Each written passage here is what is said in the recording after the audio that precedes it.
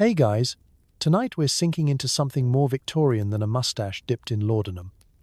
Spiritualism, the world of seances, table rapping, and your grandma's favorite Ouija board. That's right. We're diving headfirst into the glorious, weird, and occasionally deeply awkward 19th century obsession with chatting up the dearly departed. So before you settle in, take a moment to like and subscribe, but only if you actually enjoy what I do here.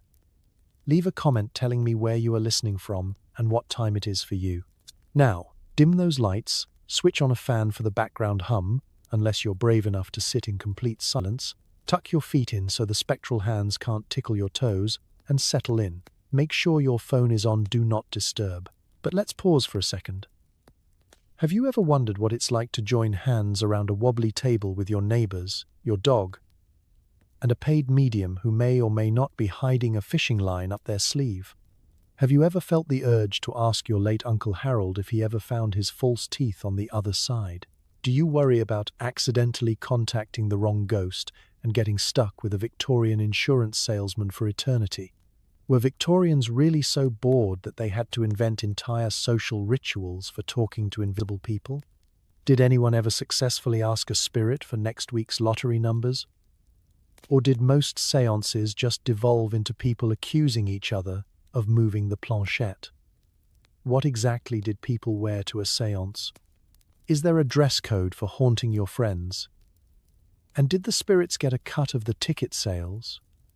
Or was it strictly BYOG, bring your own ghost? Congratulations, you've just woken up in 1872. The wallpaper is giving you a rash. Everyone you know is obsessed with mourning jewelry, and your neighbor insists their dog is channeling Napoleon.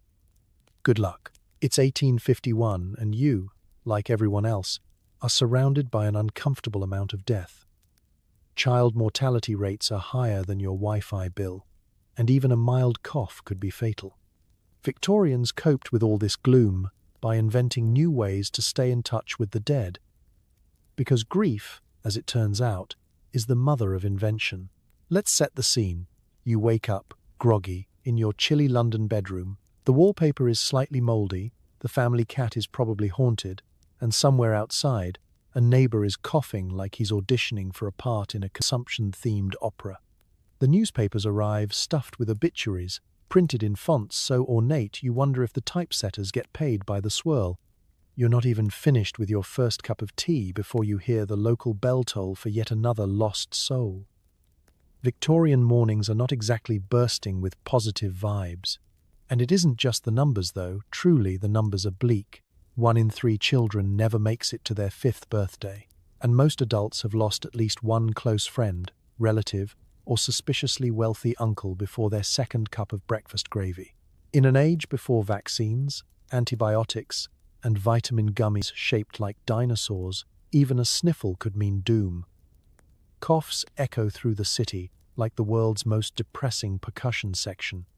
There are so many black armbands on the street that it looks like everyone's part of a very morose bowling league. But Victorians, being Victorians, do not just accept their tragic lot quietly. No, you and your neighbors respond with determination, creativity, and an insatiable appetite for making a social event out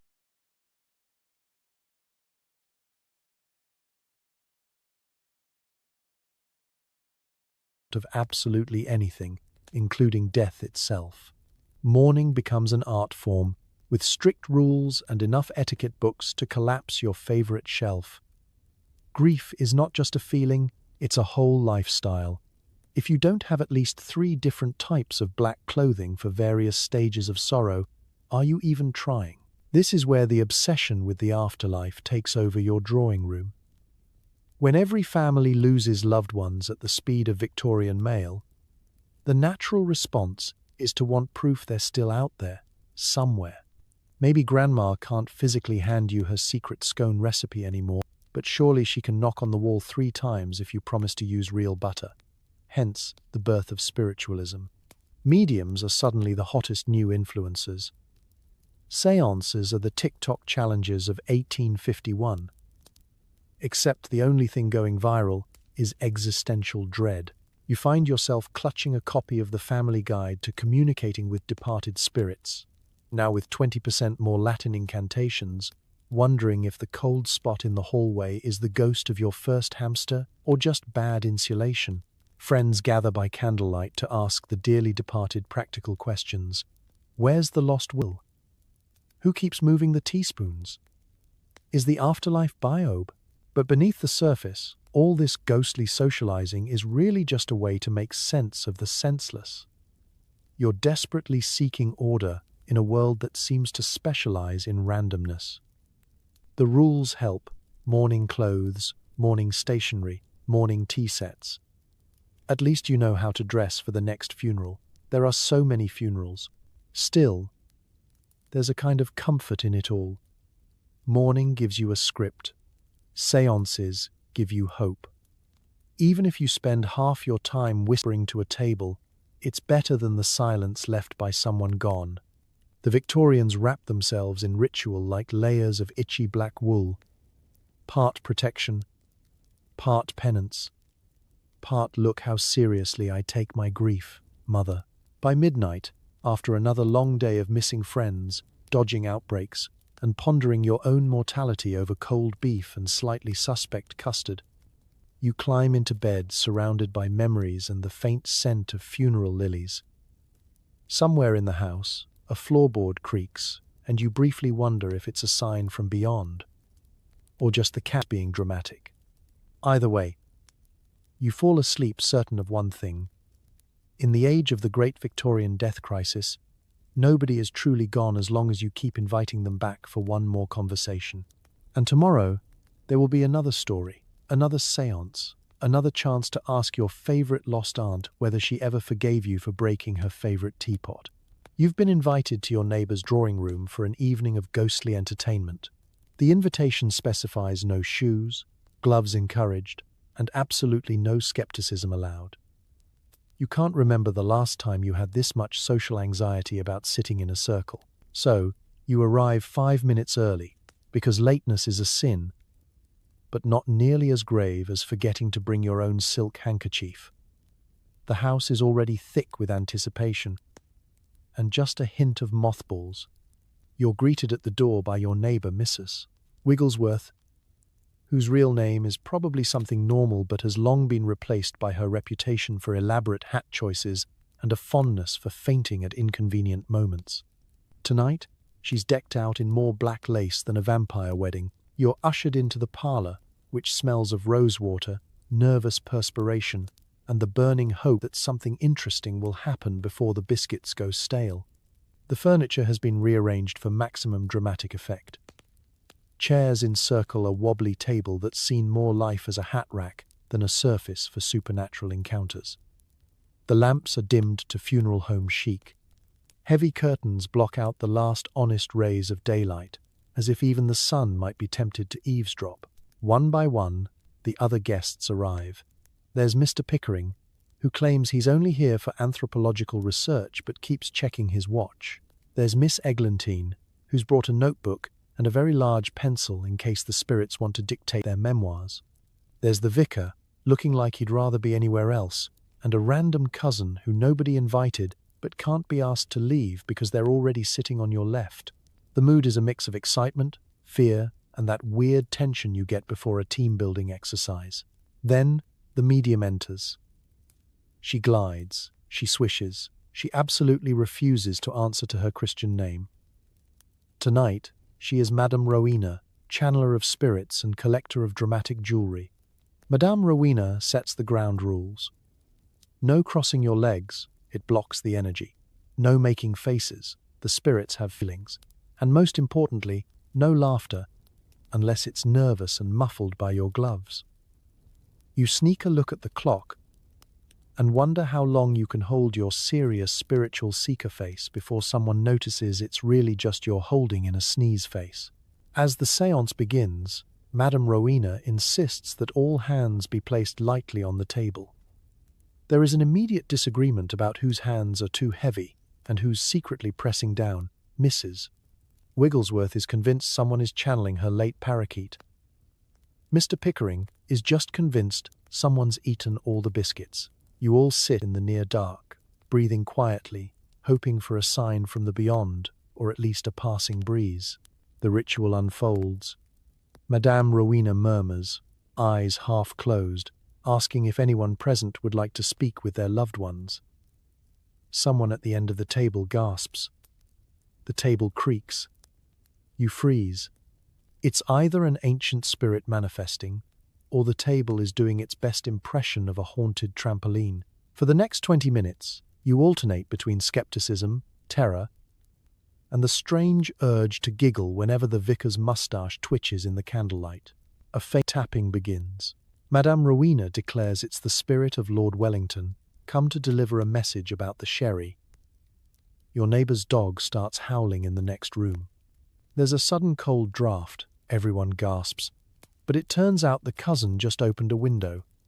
You feel equal parts relief and disappointment. Is it a ghost, or just the hazards of British architecture? By the end, you're not sure if you've communicated with the other side, or just spent an hour watching your friends try not to blink. You've survived your first séance.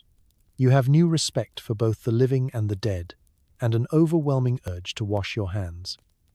As you leave, Madame Rowena assures you the spirits were most impressed with your aura.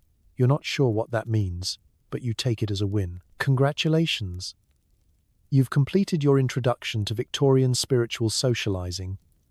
Just remember, next time, bring an extra handkerchief. The dead and the biscuits. Wait for no one. In walks your medium for the evening, a mysterious woman draped in more scarves than a Parisian winter. She introduces herself as Madame Euphrosyne, which is definitely not her real name, and promises she can summon anyone, living or dead, for a modest fee and a slice of cake. She takes her place at the head of the table, rearranges her bangles, and immediately begins scanning the room with eyes that say, "I have seen things you people wouldn't believe, but also I might be allergic to cats." She smells faintly of lavender oil, anxiety, and the distant hope of a second helping of Victoria sponge. You're not sure if you should feel awed or worried, so you settle for both and check that your pockets are free of loose change, just in case the spirits start requesting a tip. Madame Euphrosyne's outfit is less tasteful mourning and more I raided the lost and found at an opera house.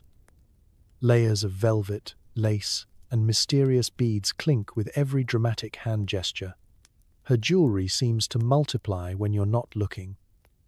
At one point, you're fairly certain her earring is winking at you. The effect is less subtle spiritualist and more grand finale at a costume shop fire. But you have to admit, she owns the room.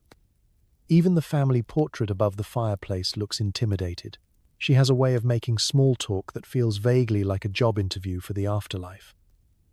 "Is there anyone in particular you wish to contact tonight?" she asks, eyes locked onto yours like a psychic barn owl. You think about it. Should you ask for Great-Aunt Edna? The family goldfish? Or just a general inquiry for any spirit who's good with relationship advice? Madame Euphrosyne assures you she can reach them all, provided the veil is thin and the refreshments are plentiful. Before anything begins, she starts the pre-séance warm-up. Everyone must release their earthly tensions. This involves a short, guided meditation where you're asked to picture your spirit animal.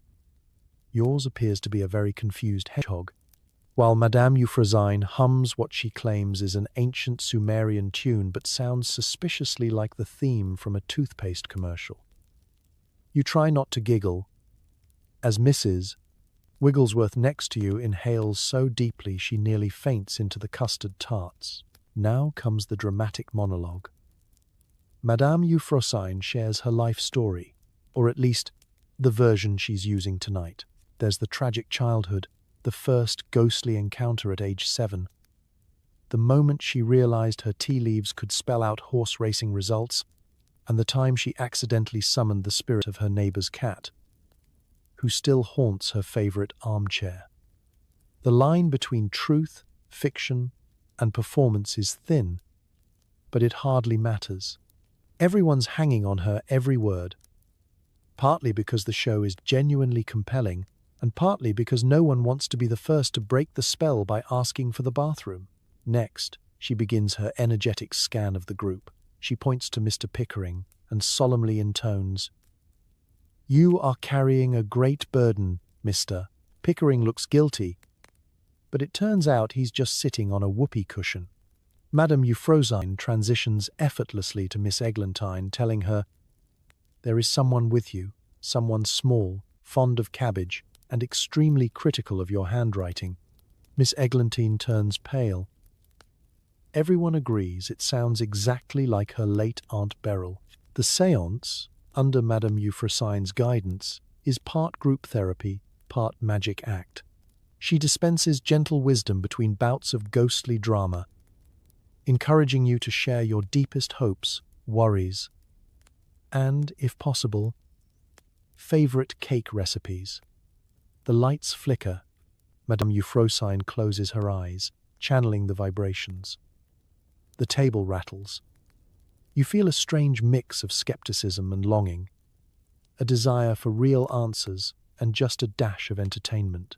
By the end of the night, Madame Euphrosyne has offered comfort, closure, and a few questionable predictions about next week's weather.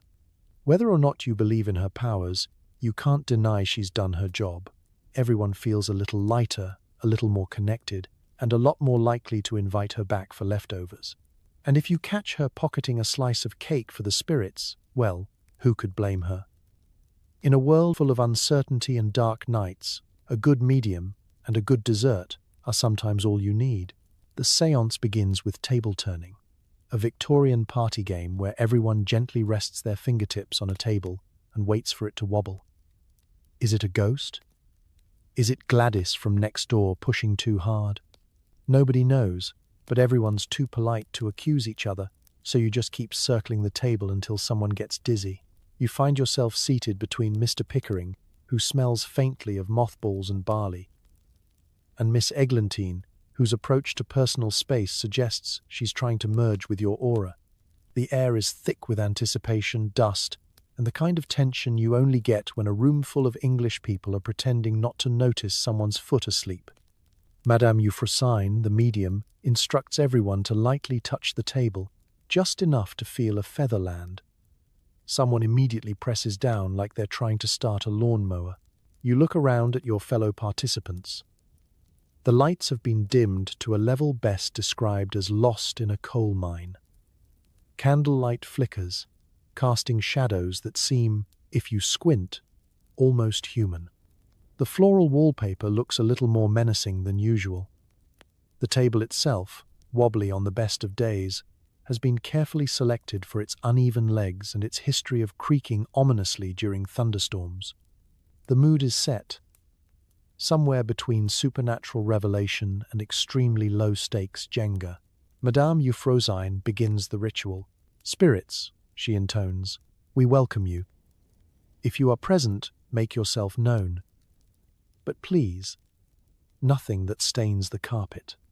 Everyone exhales nervously, unsure whether to expect a tap, a knock, or the sudden manifestation of Aunt Beryl demanding her silver back. Fingers twitch. The silence is only broken by the sound of Gladys quietly clearing her throat, and Mr. Pickering's digestive system joining in with a low, haunted rumble. After a minute, nothing happens. You glance at the clock. It's been 90 seconds, which, in séance time, is roughly equivalent to 3 hours in an elevator with your boss. Just when you start to wonder if anything will happen, the table shudders ever so slightly. A gasp goes up from the group. Miss Eglantine looks terrified. Gladys tries to look innocent, but her eyes are suspiciously wide. The table shifts again, ever so slightly, then begins to circle clockwise. Is it the ghost of a Victorian butler, still trying to tidy up? Or is it just the combined muscle of a room full of people who, despite strict instructions, can't resist a little light pushing? The answer is lost in a swirl of polite glances and the kind of British decorum that would rather see a table levitate than admit anyone's cheating. Madame Euphrosyne interprets every movement. "A gentle spirit joins us," she announces, as the table wobbles energetically toward the fireplace. perhaps seeking warmth. Mr. Pickering immediately apologizes, though no one's sure if he means to the spirit or for almost knocking over his tea. Soon, questions are being asked. Are you there, spirit? The table tips, ever so slightly, in what could be a yes or a reaction to Gladys's third helping of trifle. What is your name? Someone ventures. The table attempts to spell out an answer, but halfway through the alphabet, gets stuck on G, L, and A. You wonder if you're about to meet the ghost of Gladys, still living, but haunting the seance out of sheer boredom. The beauty of table turning is in its ambiguity. Every twitch could be a message from the other side, or just a group effort to relieve the collective anxiety of waiting for a ghost to RSVP. No one is brave enough to call out Gladys for heavy-handedness, and Gladys isn't about to admit to anything. So the night carries on with everyone carefully balancing the supernatural and the socially acceptable. Eventually, the table slows, then stops. Madame Euphrosyne declares the spirits satisfied with your receptive energies. There's a polite round of applause, because if there's one thing Victorians respect more than the dead, it's a job well done, even by furniture. As you leave, you realize that whether or not you made contact with the beyond, you've definitely learned one thing. In Victorian England, even the ghosts have impeccable manners. And somewhere, Gladys is already planning next week's séance, determined to perfect her technique and maybe even let the spirits have a turn. The Ouija board arrives, fresh from America and ready to spell out all your regrets. The rules are simple. Ask a question, touch the planchette, and try not to panic when it spells out "buy more cheese." Is it supernatural wisdom, or is it your subconscious craving dairy? The spirits remain vague. Victorian England has seen its fair share of spiritual fads, ghost photography, mourning jewelry, ectoplasmic cheesecloth, but nothing captures the collective imagination quite like this mysterious alphabet board in a box. The moment it lands on your parlor table, every guest pretends not to care, while quietly elbowing for the best seat. It's the iPad of 1891. Coveted, controversial, and almost certainly haunted by your neighbor's opinions. You find yourself staring at a smooth wooden surface, lacquered letters, numbers, and the enigmatic yes, no, and goodbye corners. The planchette, a tiny heart-shaped paddle with a glass window, looks innocent enough, until you realize its main job is channeling dead relatives, existential dread, and, occasionally, recipes for beef stew. Mrs. Wigglesworth insists you use only your left hand, as that's the spiritual one. Mr. Pickering insists on washing his hands, just in case the afterlife is picky about hygiene. Everyone gathers around, knees knocking beneath the table. The gas lights flicker. Someone opens a window to clear the air, but you're convinced it's just an excuse to make a fast escape if a ghost starts spelling out anyone's embarrassing secrets. The instructions are reviewed for the 5th time, mainly so no one has to go first. Apparently, all questions must be phrased politely. The spirits, much like your mother-in-law, are said to respond better to courtesy. The séance leader, today it's Madame Euphrosyne, wearing her Tuesday veils, asks, "Is there anyone present?" The planchette trembles. A hush falls over the room. It moves. It hesitates over yes, lingers, then glides to no, just to keep things interesting. Your cousin Harold quietly accuses the spirits of indecision, but everyone ignores him. The first real question comes from Miss Eglantine. Will I marry this year? The planchette drifts toward M, A, Y, before pausing on B, Maybe. The suspense is unbearable, but then it suddenly swings over to E, maybe. A perfectly non-committal answer from a board that understands British culture. Things start off hopeful, if slightly confused. Questions range from the practical, will the price of coal drop, to the desperate, where are my reading glasses, to the philosophical, is there really a heaven, or is it just an extended tea break? The Ouija board answers with a series of cryptic spellings. some of which are suspiciously similar to the local pub's menu. Then comes the inevitable moment. The board spells out something personal, someone's pet nickname, or a date no one else could possibly know. Everyone gasps. Mr. Pickering starts sweating. For 3 seconds, everyone is convinced a genuine spirit is in the room, until Madame Euphrosyne reminds everyone that the subconscious mind is a powerful force. Also that she may have mentioned that date at last week's tea. Tension melts into giggles. The planchette develops a mind of its own, sometimes drifting aimlessly, sometimes spelling out words no one wants to claim responsibility for, like taxes or underwear. You're not sure if you're contacting the dearly departed or just channeling the collective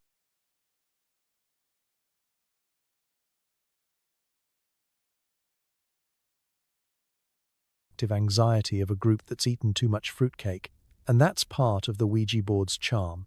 It gives everyone permission to believe, doubt, and hope all at once. After an hour, the spirits have offered mostly cryptic advice, several shopping reminders, and one rude comment about someone's hairstyle. The group is exhausted, the board is carefully boxed up and returned to its spot on the highest shelf, just in case. As you prepare to leave, Madame Euphrosyne insists the Ouija is a powerful tool, not a toy. Mr. Pickering mutters that it's really just Milton Bradley's worst nightmare and the best excuse for avoiding responsibility since the dog ate my homework. You slip out into the foggy night, wondering if you really spoke to the dead or just got outvoted by a very determined piece of wood. Either way, you make a note. Next time, don't ask about your missing socks. Some mysteries are best left unsolved, especially by ghosts with a sense of humor. Wearing black isn't just for funerals, it's a lifestyle. You've never owned so many veils, brooches made of human hair, or jewelry designed to announce to strangers just how sad you are. It's like goth, but with even worse dental hygiene. Let's set the scene. You open your wardrobe, and its less colorful array of possibilities, and more crow has moved in and declared squatters' rights. Everything is black, except the things that are jet, onyx, or the particularly chic shade known as damp basement. Even your socks are black, just in case a Victorian tragedy strikes from the ankles up. Mourning attire isn't just about color. It's a whole taxonomy of grief. There's deep mourning, absolutely no sparkle, not even a glimmer of hope, half mourning, a touch of lavender if you're feeling scandalous. And, if you survive long enough, slight mourning, where you can add a bit of grey, like you're cautiously auditioning for happiness. The etiquette is stricter than a Victorian schoolmistress. If you get it wrong, people will judge you, your family, and possibly your entire lineage, all for the crime of showing up at breakfast in a shade closer to coal than pitch. Your mourning look is not complete without a veil. The longer and more suffocating, the better. Some widows wrap themselves in layers so thick, they're basically walking privacy screens with ankles. It keeps people from staring at your tears, your face, or the fact that you might be sneaking a cookie at your own husband's funeral. And if you have to go out, you get the pleasure of tripping over the hem while holding back a sneeze that's been building up since you first donned the outfit. But it doesn't end there. Jewelry is essential, and nothing says I'm still emotionally unavailable like a brooch made from your late husband's hair. Hairwork jewelry is the true art form of Victorian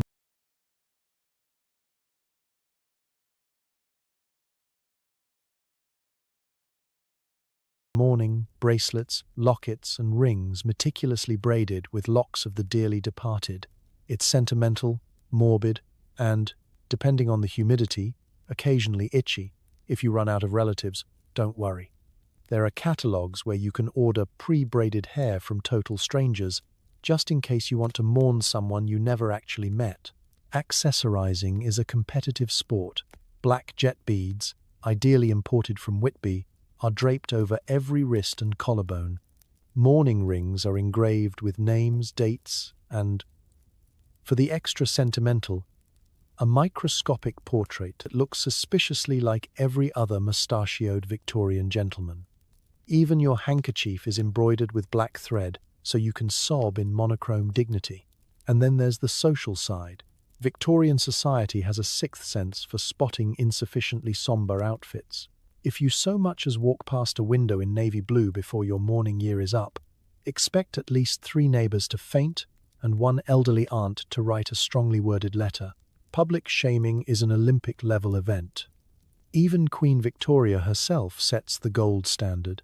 After Prince Albert's death, she wore black for 40 years, raising the bar for sadness and fashion pettiness across the empire. There are practical drawbacks.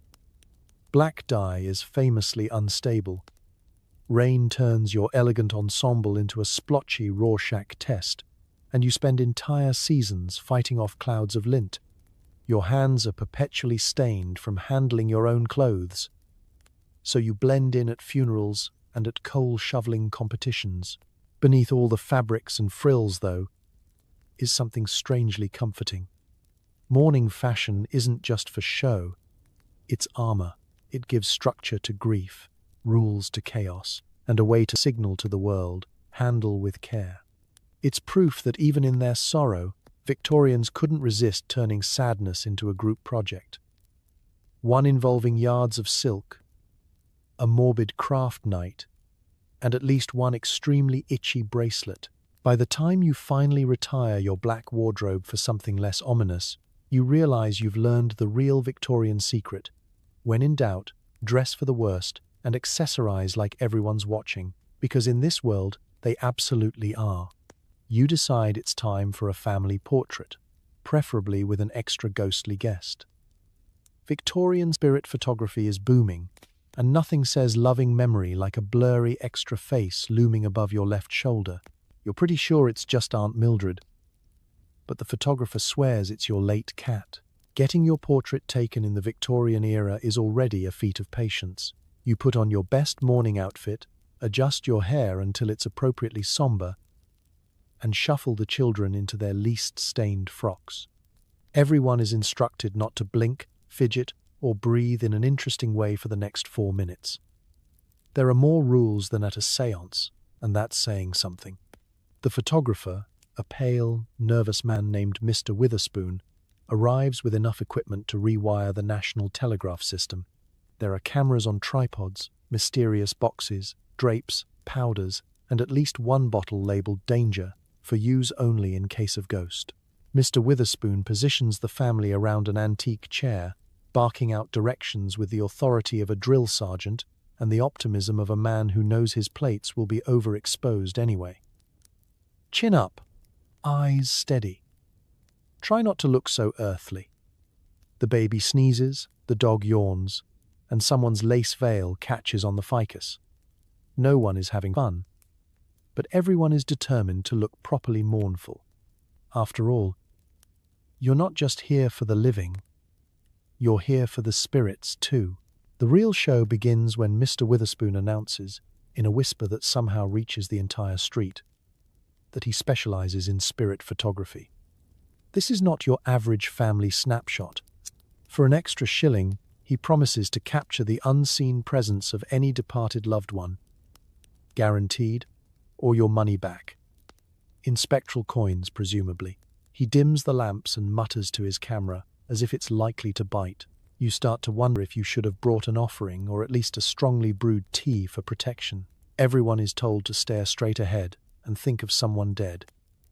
The more you concentrate, he assures you, the more visible the spirits become. You try to focus on great-granddad Alfred, but your mind keeps drifting to tonight's stew. The camera's shutter opens with a sound like a guillotine, and the room falls silent except for the slow, ominous hiss of the developing chemicals bubbling nearby. A week later, you return to view the results. The anticipation is palpable. You gather in the musty studio, breathing in a heady mix of varnish, mildew, and supernatural ambition. Mr. Witherspoon produces the photo, an impressive feat, considering the technology is only slightly more reliable than a séance table. There you are, stony-faced, surrounded by your nearest and dearest. And looming just above your left shoulder? A blurry, translucent face. Is it Cousin Percy? The family parrot. A poorly timed double exposure? No one can say for sure, but everyone gasps in unison. Mr. Witherspoon, ever the showman, insists that this is proof of your late cat's ongoing affection. He's even drawn a faint outline around the suspicious blur and scrawled Mr. Tibbles. Underneath, in delicate pencil. The more you stare, the more it looks like someone just sneezed on the negative. But who are you to question the mysteries of the afterlife? You take your new family treasure home, proud to display it on the mantelpiece.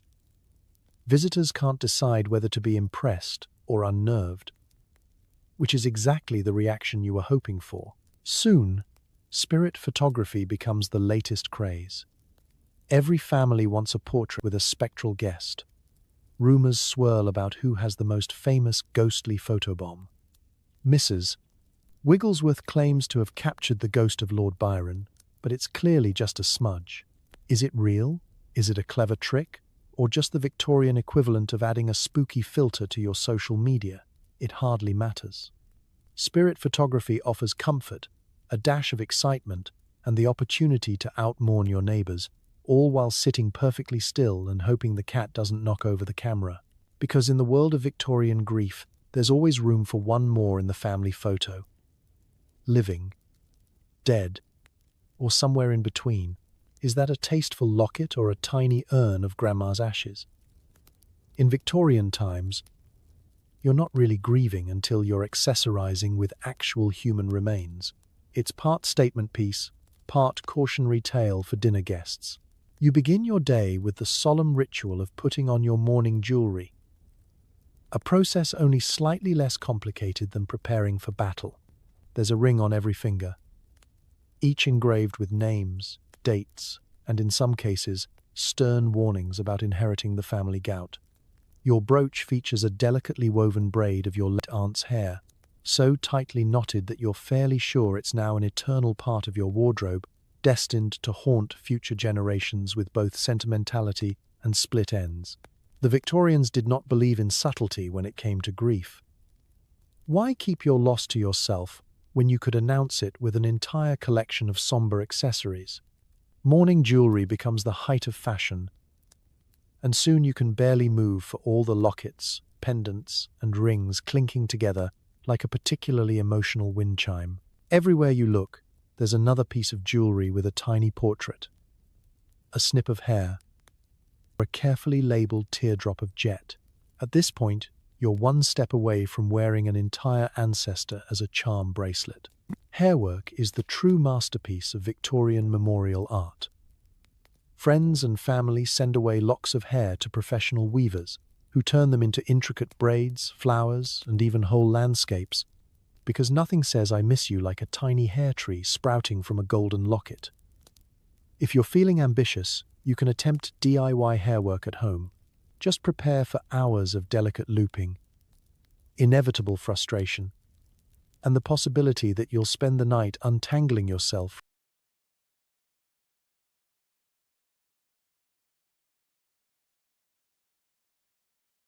from a half-finished necklace that now looks like a small mammal. Brooches are big, bold, and unmistakable. There are mourning rings, engraved with in memoriam, because subtlety died with your great-uncle Rupert. You might own a bracelet that could double as a family tree, each link containing a wisp of someone's dearly departed bangs.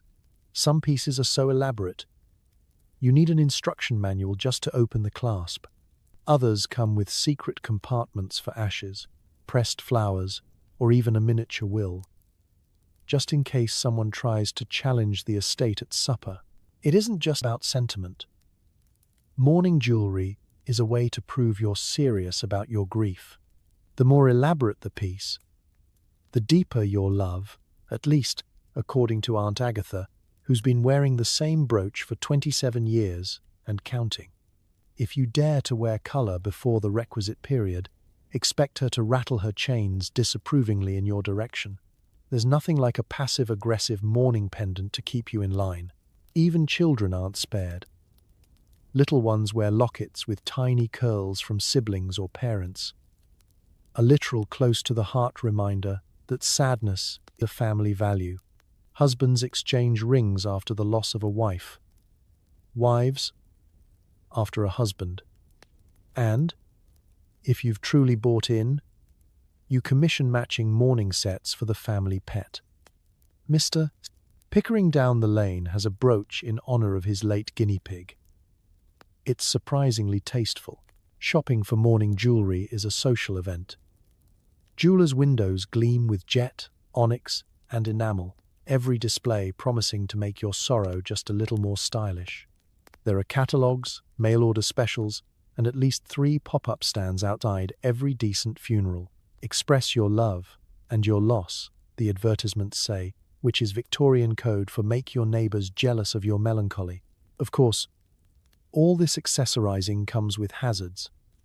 Jet beads are notoriously fragile and prone to shattering, sometimes spectacularly, during church service. There's always the risk that you'll mix up Aunt Martha's hair with Cousin Edna's and have to spend the rest of your life pretending you meant to. And every dinner party ends with someone nervously asking, "Is that a tooth?" But beneath the black enamel and elaborate braids, there's something touching. Mourning jewelry offers connection, a tangible link to those who've gone. It's equal parts fashion, family history, and emotional security blanket. And if it means you jingle a bit when you walk, or occasionally startle a visitor with a ring that holds actual ashes, well, that's just Victorian style. The dead may be gone, but their accessories are forever. It's Friday night.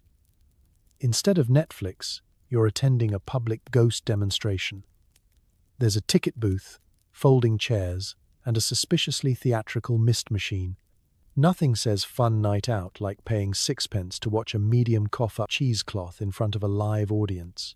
The air is thick with anticipation and pipe smoke. You've just handed your ticket to a teenager in a top hat who, judging by his moustache, is also in the process of discovering adulthood. The hall is packed. Victorian England's hottest ticket isn't the opera, but a chance to see someone summon the dearly departed while surrounded by a crowd of people trying not to giggle. The lights are low. The scent of burnt tallow candles mixes with eau de mothball and the distant whiff of someone's boiled cabbage dinner. You choose a seat halfway back, close enough to see the action, far enough that any surprise ghosts will have to get through a wall of skeptics before reaching you. Your neighbour, Mrs. Cranberry, is clutching a notebook and a pair of opera glasses. For scientific purposes, she whispers, though she's already started writing possible apparition. 8:14 p.m.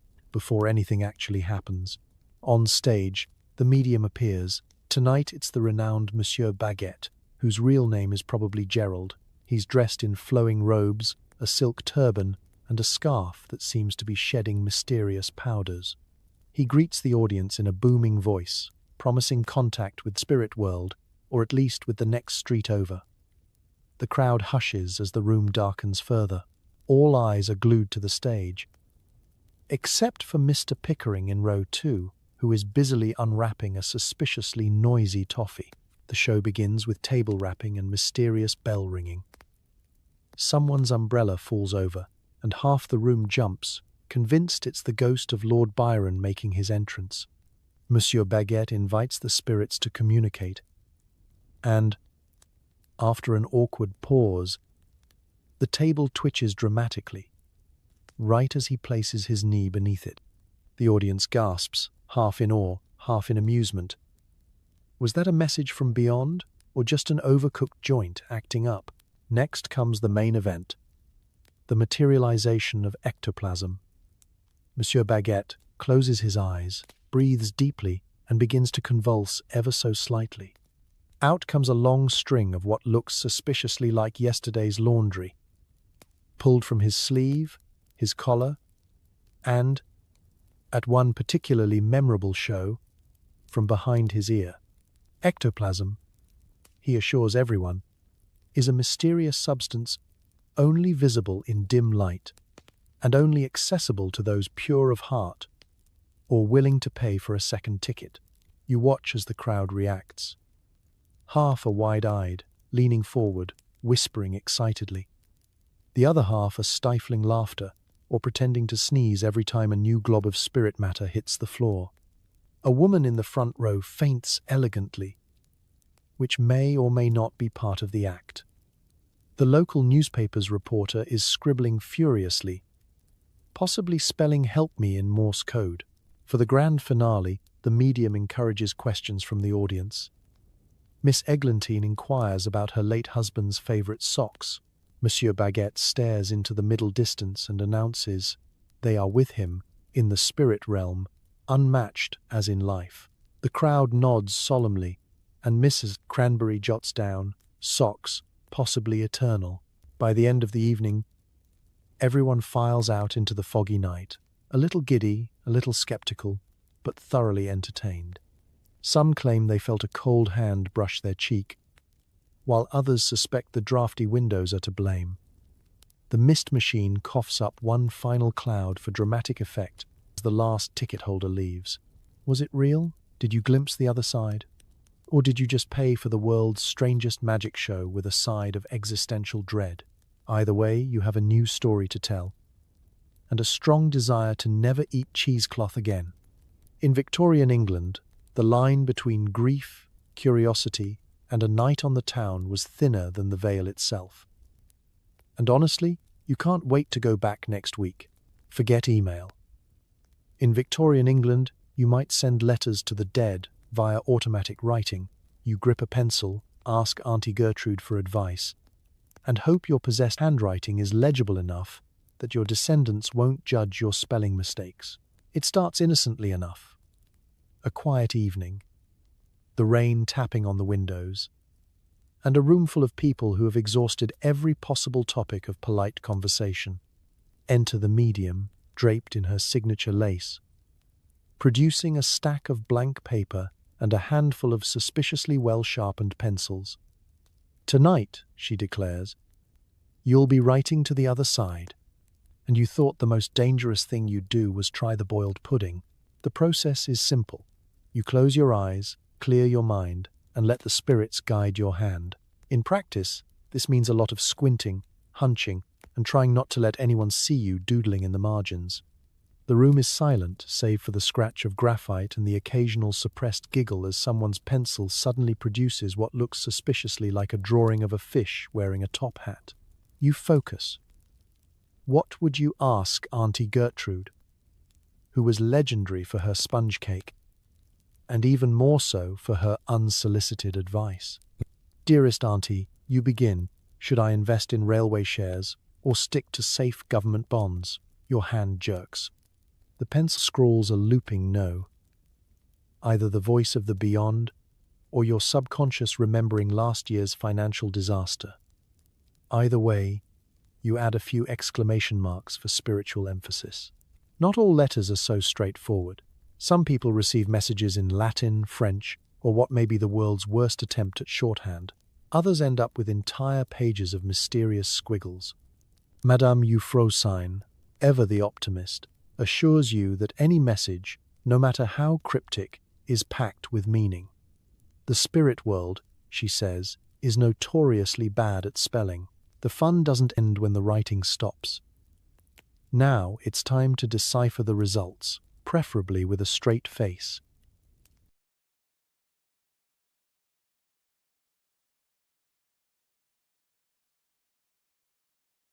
Everyone reads their message aloud. Mrs. Wigglesworth's pencil has written, "Move the vase," which is either a profound warning or her late husband's final attempt to reorganize the sitting room from beyond the grave. Mr.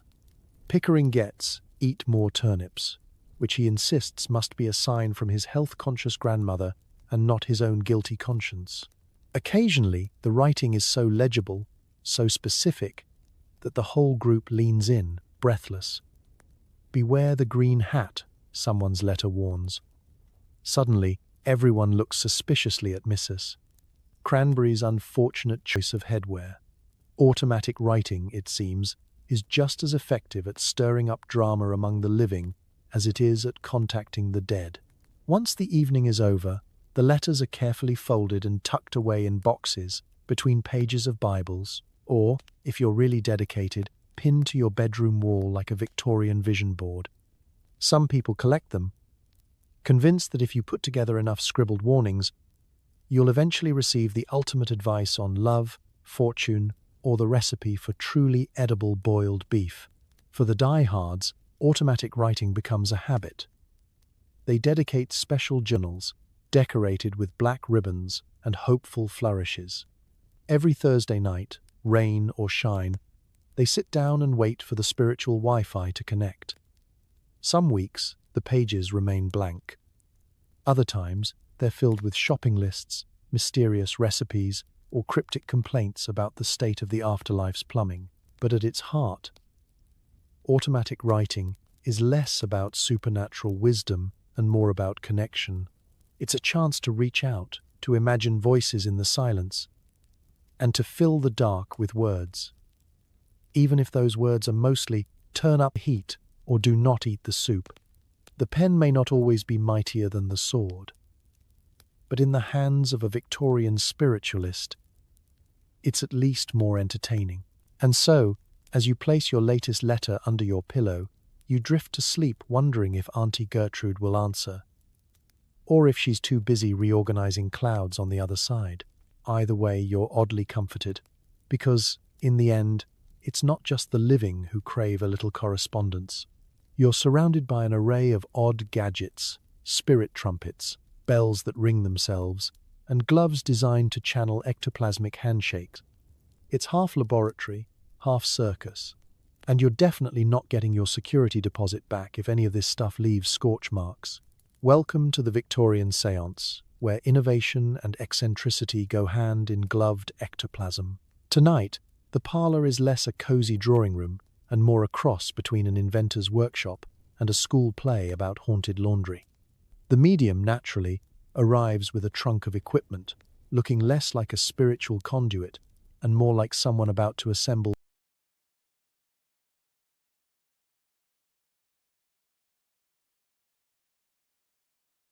flat-pack furniture with spiritual assistance.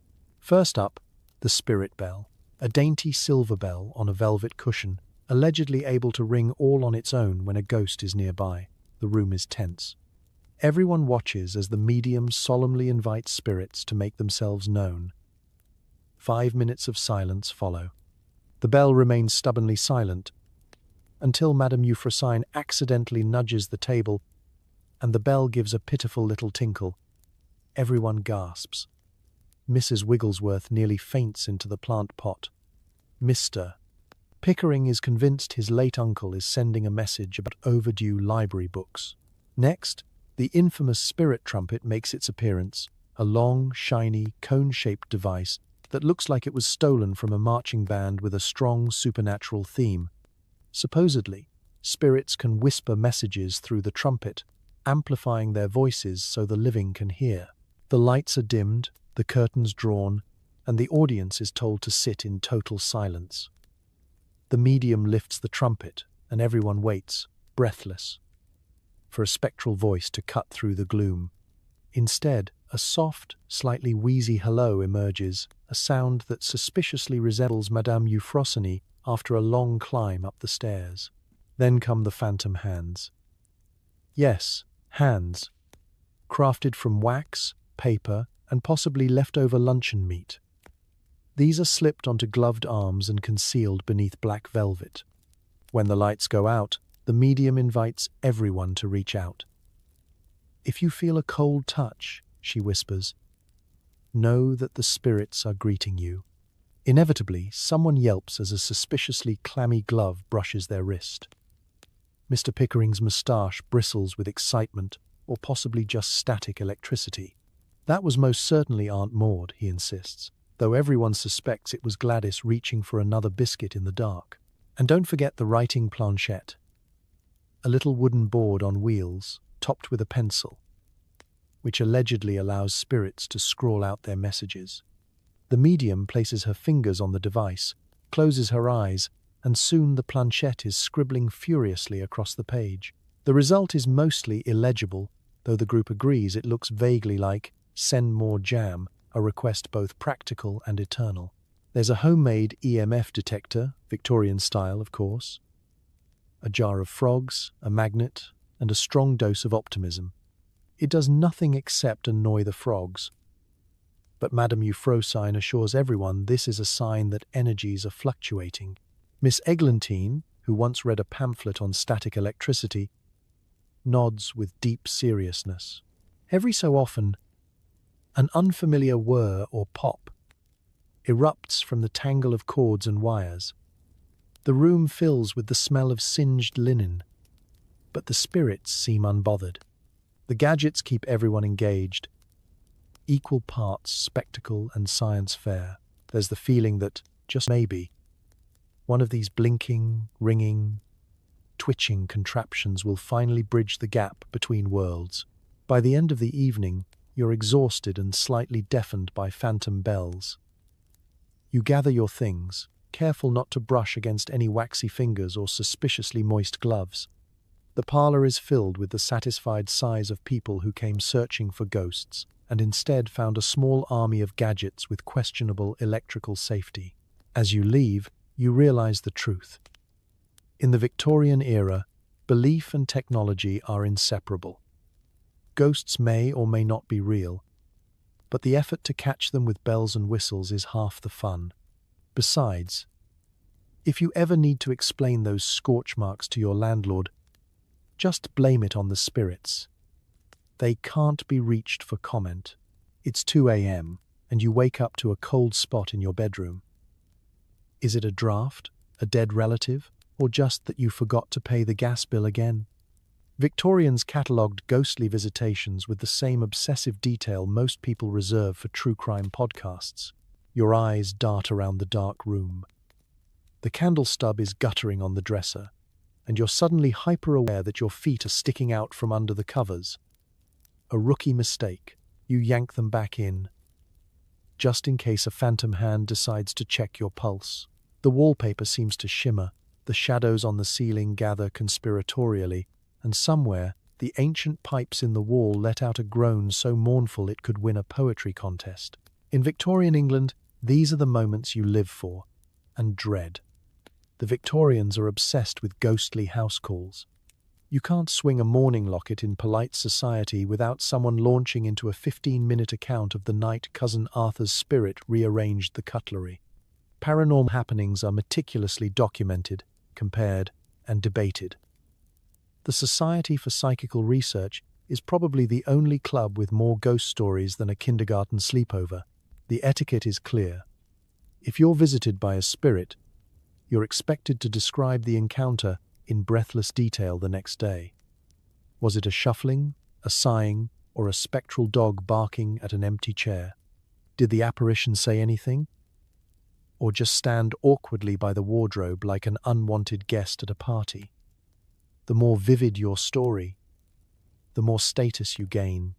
He appeared at the foot of my bed, muttered something about pickled onions, then vanished into the wainscoting.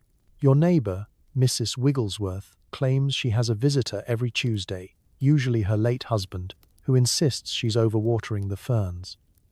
Mr. Pickering, across the street, reports nightly visitations from his grandmother, who's apparently come back to criticize his choice in slippers. Some households become so popular with the dead that it's standing room only for the living. At this point, you half expect to come down to breakfast and find a ghostly line forming for tea. For the amateur ghost hunter, there's no shortage of tools to confirm a haunting. You place flour on the floor to catch footprints, string bells in doorways to catch invisible breezes, and, for the technologically ambitious, set up a glass of water to see if it ripples with the passage of an unseen guest. Of course, half the time the only thing you catch is the cat having midnight zoomies, but that never stopped anyone from writing a strongly worded letter to the local spiritualist society. Ghost etiquette is important too. You're supposed to treat your spectral visitors with dignity and respect. Leave out a chair, offer a word of welcome. Good evening, Aunt Agatha. Do make yourself at home. Just please don't knock over the clock again. The truly fashionable Victorian household even keeps a guest book for apparitions, ready to record the night's visitations in painstaking copperplate handwriting. December 7th, 2:17 a.m. Suspect Grandfather George. Scent of tobacco and regret. Sometimes, though, the ghosts don't come with warnings. You might just wake up to find your spectacles in the bread box, or your slippers mysteriously moved to the attic. There are endless debates in the spiritualist newspapers about the proper way to interpret these signs. Did the spirit mean to communicate a message, or just confuse the living for entertainment? More than one family has had a heated argument over the meaning of an upside-down candlestick. In the end, whether or not your ghostly house calls are the real deal or just the result of a drafty Victorian manner, it hardly matters. The stories bring people together, brighten otherwise endless nights, and provide the perfect excuse for why you didn't get any sleep. Sorry I'm late. The spirit of my great-uncle wouldn't stop complaining about the drapes. So next time you wake at 2 a.m. to a suspicious chill, don't panic. Just grab your pen and start documenting. Because in Victorian England, you're never truly alone. And your ghostly visitors? They're probably just here for the company and maybe a midnight snack. You're at a séance, and someone's 7-year-old suddenly announces they can hear voices from the other side. Is it a message from beyond, or just another excuse to delay bedtime? Either way, everyone's too terrified to say no. Victorian séances are already a delicate balance of superstition and social anxiety. But nothing tilts the room quite like the pint-sized psychic. Tonight, the group is gathered in a parlour dimly lit by candlelight and clouded with the scent of burnt toast and lavender. Madame Euphrosyne is halfway through her opening monologue about crossing the veil when little Beatrice, clutching a stuffed rabbit with one ear, pipes up. There's a lady in the corner who says she likes the curtains. Silence falls. Mrs. Wigglesworth gasps. Mr. Pickering looks ready to leap out the window. The medium, normally the star of the show, must now share her spotlight with someone whose last profound message involved a crayon drawing of a potato. But you can't ignore a child medium. It's simply not done. In the Victorian imagination, children are believed to be closer to the spirit world, hovering somewhere between innocence and outright supernatural Wi-Fi. Suddenly, every adult's question is directed to Beatrice. "Ask if the lady knows where my cufflinks are," whispers Mrs. Wigglesworth, eyes wide. "Can she tell me if the weather will clear up for my picnic?" begs Miss Eglantine, clutching her notepad. The medium looks both offended and relieved. At least now she can blame any awkward silences on the child's developing powers. Beatrice closes her eyes, squeezes her bunny, and tilts her head in the time-honored tradition of small children about to invent something fantastic. She says there's a cat under the sofa, and also, please stop singing in the bath. Everyone stares at Mrs. Cranberry, who is notorious for her off-key renditions of God Save the Queen. Mrs. Cranberry turns beet red, clearly unsettled that her bathroom recitals are now part of the official family haunting. This is the moment when the séance transforms from somber ritual to impromptu show and tell. The adults hang on Beatrice's every word, desperate for messages from their dearly departed, long-lost jewelry, or at the very least, next week's soup recipe. She delivers pronouncements with the confidence only possessed by children and fraudulent spiritualists. The man in the top hat wants more jam. Grandpa says your socks don't match. The dog ate the sandwich you were saving. Every revelation is met with gasps, nods, or nervous giggles. The more vague the message, the more convinced the group becomes of its accuracy. "She's a natural," whispers Madame Euphrosyne, as if nurturing a budding prodigy. The spirits speak freely through the innocent. But there's a twist. Victorian child mediums were, in some circles, genuine celebrities. They were paraded before crowds, introduced at private séances, and occasionally written up in the local spiritualist newsletters. There were tales of children who could speak in ancient languages, predict rainstorms, or channel long-dead sea captains who only wanted to complain about the porridge. Of course, it isn't all fun and games. Sometimes the messages from beyond are a little too honest. The lady says your hat is silly. The man in the shadows wants more cake and less talking. Uncle Herbert is sorry about the goose, but he's not giving it back. Even the medium can't keep a straight face as the group descends into laughter, partly from relief, partly from the absurdity of being gently roasted by the afterlife through a 7-year-old. Eventually, bedtime calls. Beatrice yawns theatrically, clutching her bunny, and announces she's tired of ghosts now. The séance wraps up with a round of polite applause, awkward goodbyes, and at least one person quietly searching under the sofa for a spectral cat. In the end, whether Beatrice is truly channeling the spirits or just playing along, she's done what few mediums can, left the entire room charmed, slightly bewildered, and determined to hide their socks and hats for next time. And as you drift off to sleep, you wonder if the spirits really do have something important to say.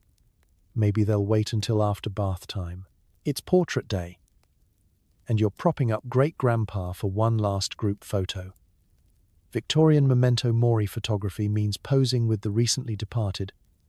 So smile and try not to blink, because the dead certainly won't. Let's take a moment to appreciate the unique genius of the Victorians, who managed to turn death into both a social occasion and an art project. In an age where photography itself is new and thrilling, it's only logical to invite the recently deceased for one last family portrait. You never know when you'll next have everyone together, and besides, Great-Grandpa's schedule has really opened up. Preparing for a memento mori photo session is a production that makes your annual holiday card look like an afterthought. The photographer arrives, somber, professional, and toting enough heavy equipment to double as a mobile blacksmith shop. He sets up his camera, arranges curtains to block out the insistent Victorian sunlight, and politely inquires about the guest of honor's best side. The answer, naturally, is the one that's easiest to keep upright. Everyone in the family dons their best morning attire, a parade of black veils, high collars, and stiff shoes. No one dares risk a pop of color. The living children are combed, scrubbed, and told under pain of extra chores to stand still and not pick their noses. Meanwhile, Great-Grandpa is positioned in a chair, carefully supported by a system of stands, cushions, and, occasionally, discreet bits of rope.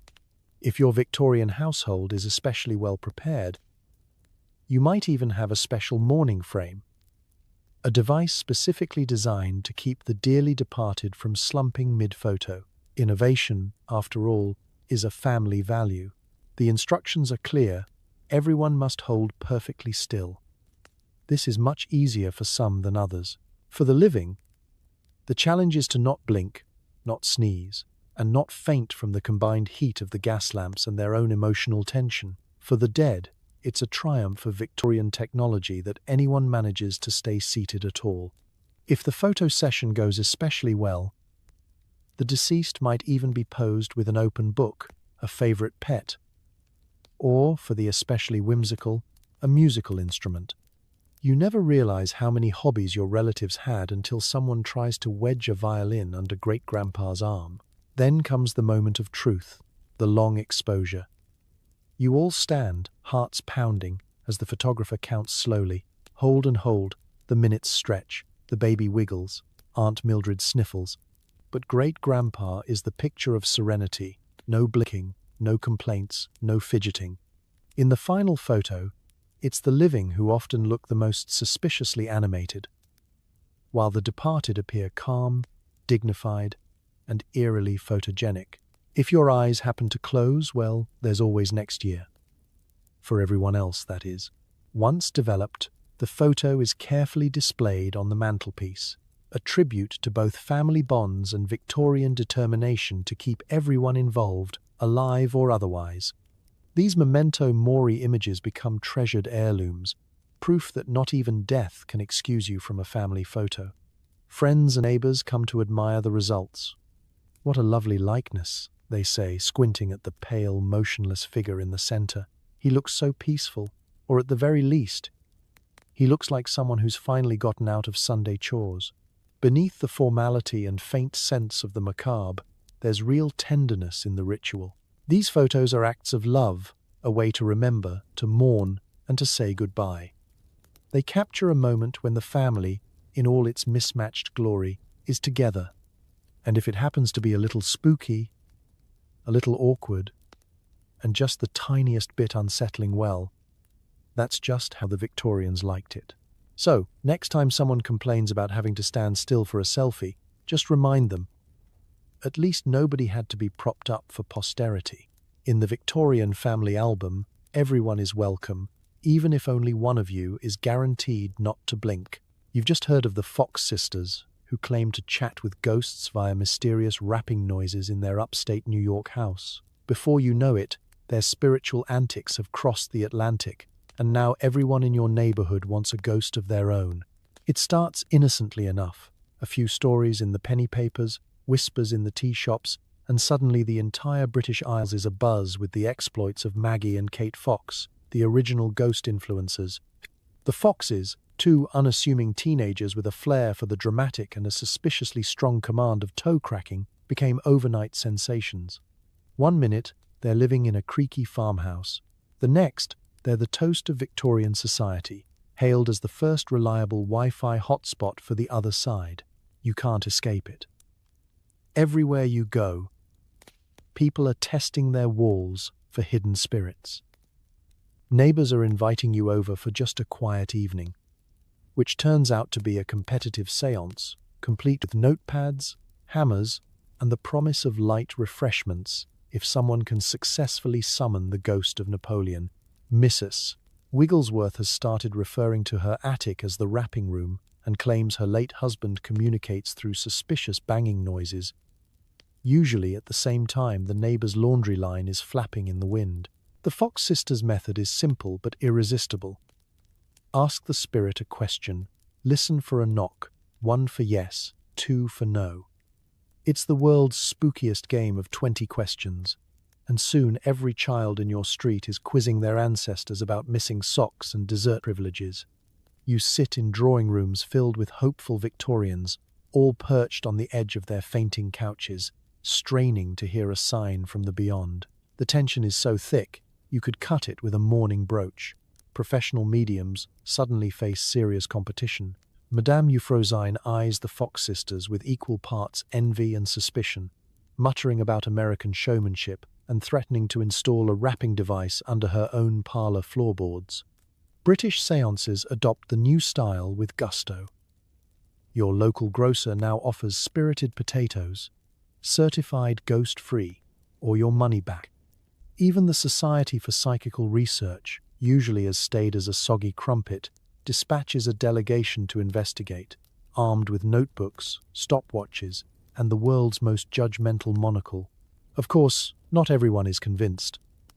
The local vicar is quick to point out that his church bells have been ringing for centuries without ever relaying a message from Great-Aunt Mildred. Skeptics gather in smoky pubs, wagering pints on whether the rapping noises are genuine spirits, clever tricks, or just the house settling after a heavy rain. Meanwhile, children all over the country have developed suspiciously advanced skills in synchronized toe cracking, and you suspect a cottage industry is about to be born. The craze escalates. Families post advertisements. Wanted. Ghost willing to communicate, must be punctual and not prone to swearing. People hold rapping competitions, where the winner is the one who manages to get a ghost to answer, "What is the capital of Prussia?" without using the encyclopedia. Neighbors compare haunting stories with the kind of fervor usually reserved for royal gossip or a new shipment of oranges. But beneath all the knocking, giggling, and entrepreneurial toe gymnastics, there's something sweet. The Fox sisters, and the spiritualist movement they inspired, gave people a way to make sense of loss, uncertainty, and those strange bumps in the night. Suddenly, the dark wasn't so lonely if you could believe someone, somewhere, was rapping out a message just for you. Even if it did sound suspiciously like the central heating. In the end, whether the Fox sisters were clever frauds, true believers, or simply bored teenagers with an excellent sense of timing, they changed the way a whole era thought about death, and about noise complaints. And as you drift off to sleep, you can't help but wonder, if you heard a gentle knock from under the bed tonight, would you ask a question or just blame the cat? Either way, you make a mental note to check your socks and your shoes, just in case the spirits or the Fox sisters decide to drop by. Is it really a ghost? Or is someone just playing with static electricity and magnets under the table? Victorian science loves to crash the party, and you'll need a magnifying glass, a strong stomach, and a degree in wishful thinking to keep up with the latest theories. You're at a séance, and the room is thick with the scent of beeswax, anticipation, and questionable cologne.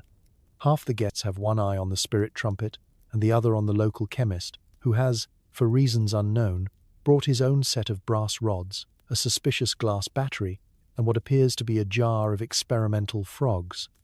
Victorian England is nothing if not committed to multitasking. Why summon a ghost the old-fashioned way when you can involve at least 3 scientific disciplines and the possibility of mild electrocution? The séance begins with the usual solemnity. The medium, Madame Euphrosyne, asks everyone to hold hands, close their eyes, and concentrate. But tonight, the group includes Dr. Erasmus Flinders, a man with impressive mutton chops and an even more impressive dedication to the application of scientific principles in spiritual matters. As soon as the table so much as wobbles, Dr. Flinders is on his knees, peering beneath it with a candle and a ruler. Fascinating, he mutters. Note the magnetic oscillations. Suddenly, the séance is less about ghosts and more about gadgets. Dr. Flinders distributes metal rods for everyone to hold. He claims they're sensitive to spiritual vibrations, but they look suspiciously like curtain rods from his parlor. He sets up a galvanometer, determined to measure the presence of ectoplasm in electrical current. If your hair stands on end, he explains, it's either the presence of a spirit or you've accidentally sat too close to the battery. The medium is unfazed. She adds a bit of animal magnetism to the proceedings. Mesmerism is all the rage. After all, this involves waving her hands in elaborate gestures and occasionally hypnotizing the family dog. You're not sure if you're about to contact the dead or be persuaded to cluck like a chicken on command. The science-minded guests are delighted. They bring out test tubes of mysterious fluids, jars of electric eels, and magnets shaped like everything from horseshoes to hats. Miss Eglantine, inspired by a recent article in the Gentlewoman's magazine, volunteers to operate the electrostatic generator, which promptly sparks, fizzles, and nearly sets the drapes on fire. A sure sign of supernatural interference, says Dr. Flinders, though everyone suspects faulty wiring. Even the most skeptical guest gets drawn in. Dr. Flinders claims he can weigh the soul by placing a pigeon on a scale during the séance. If it suddenly gets lighter, it's because a spirit has taken temporary possession. When the pigeon escapes and flaps around the room, everyone agrees it's the most action the séance has seen all evening. The boundaries between science and spiritualism blur deliciously. The Society for Psychical Research, recently formed and terribly proud of their business cards, dispatches investigators armed with notebooks, thermometers, and a slightly nervous-looking beagle. They sit in dark corners, scribbling down every creak, tap, and inexplicable sneeze. Was it the ghosts, or just the mouldy curtains? No theory is too far-fetched. Some guests argue that electricity is the language of the dead, while others insist it's merely a convenient way to explain the sudden urge to jump when someone pokes you with a charged rod. Animal magnetism, mesmerism, table-turning, and spontaneous combustion all compete for attention. One thing is certain. If the ghosts don't appear, at least the audience is guaranteed a demonstration of the latest in experimental mishaps. By the end of the evening, you've learned 2 things. The Victorians will believe almost anything if you add a dash of science, and never trust a séance that requires protective gloves and a fire extinguisher. As you leave, Dr. Flinders offers you a pamphlet. Madame Euphrosyne blesses your aura, and the beagle sniffs your shoes for signs of supernatural residue. You may not have contacted the beyond, but your hair is standing on end, your hands are tingling, and you're reasonably sure you've just witnessed the most electrifying show in town. In Victorian England, science and spiritualism go hand in hand, and occasionally hand in battery. For every genuine spiritual encounter, there's at least a dozen people hiding bell wires and mysterious foot pedals. It turns out the real magic trick is making money while keeping a straight face.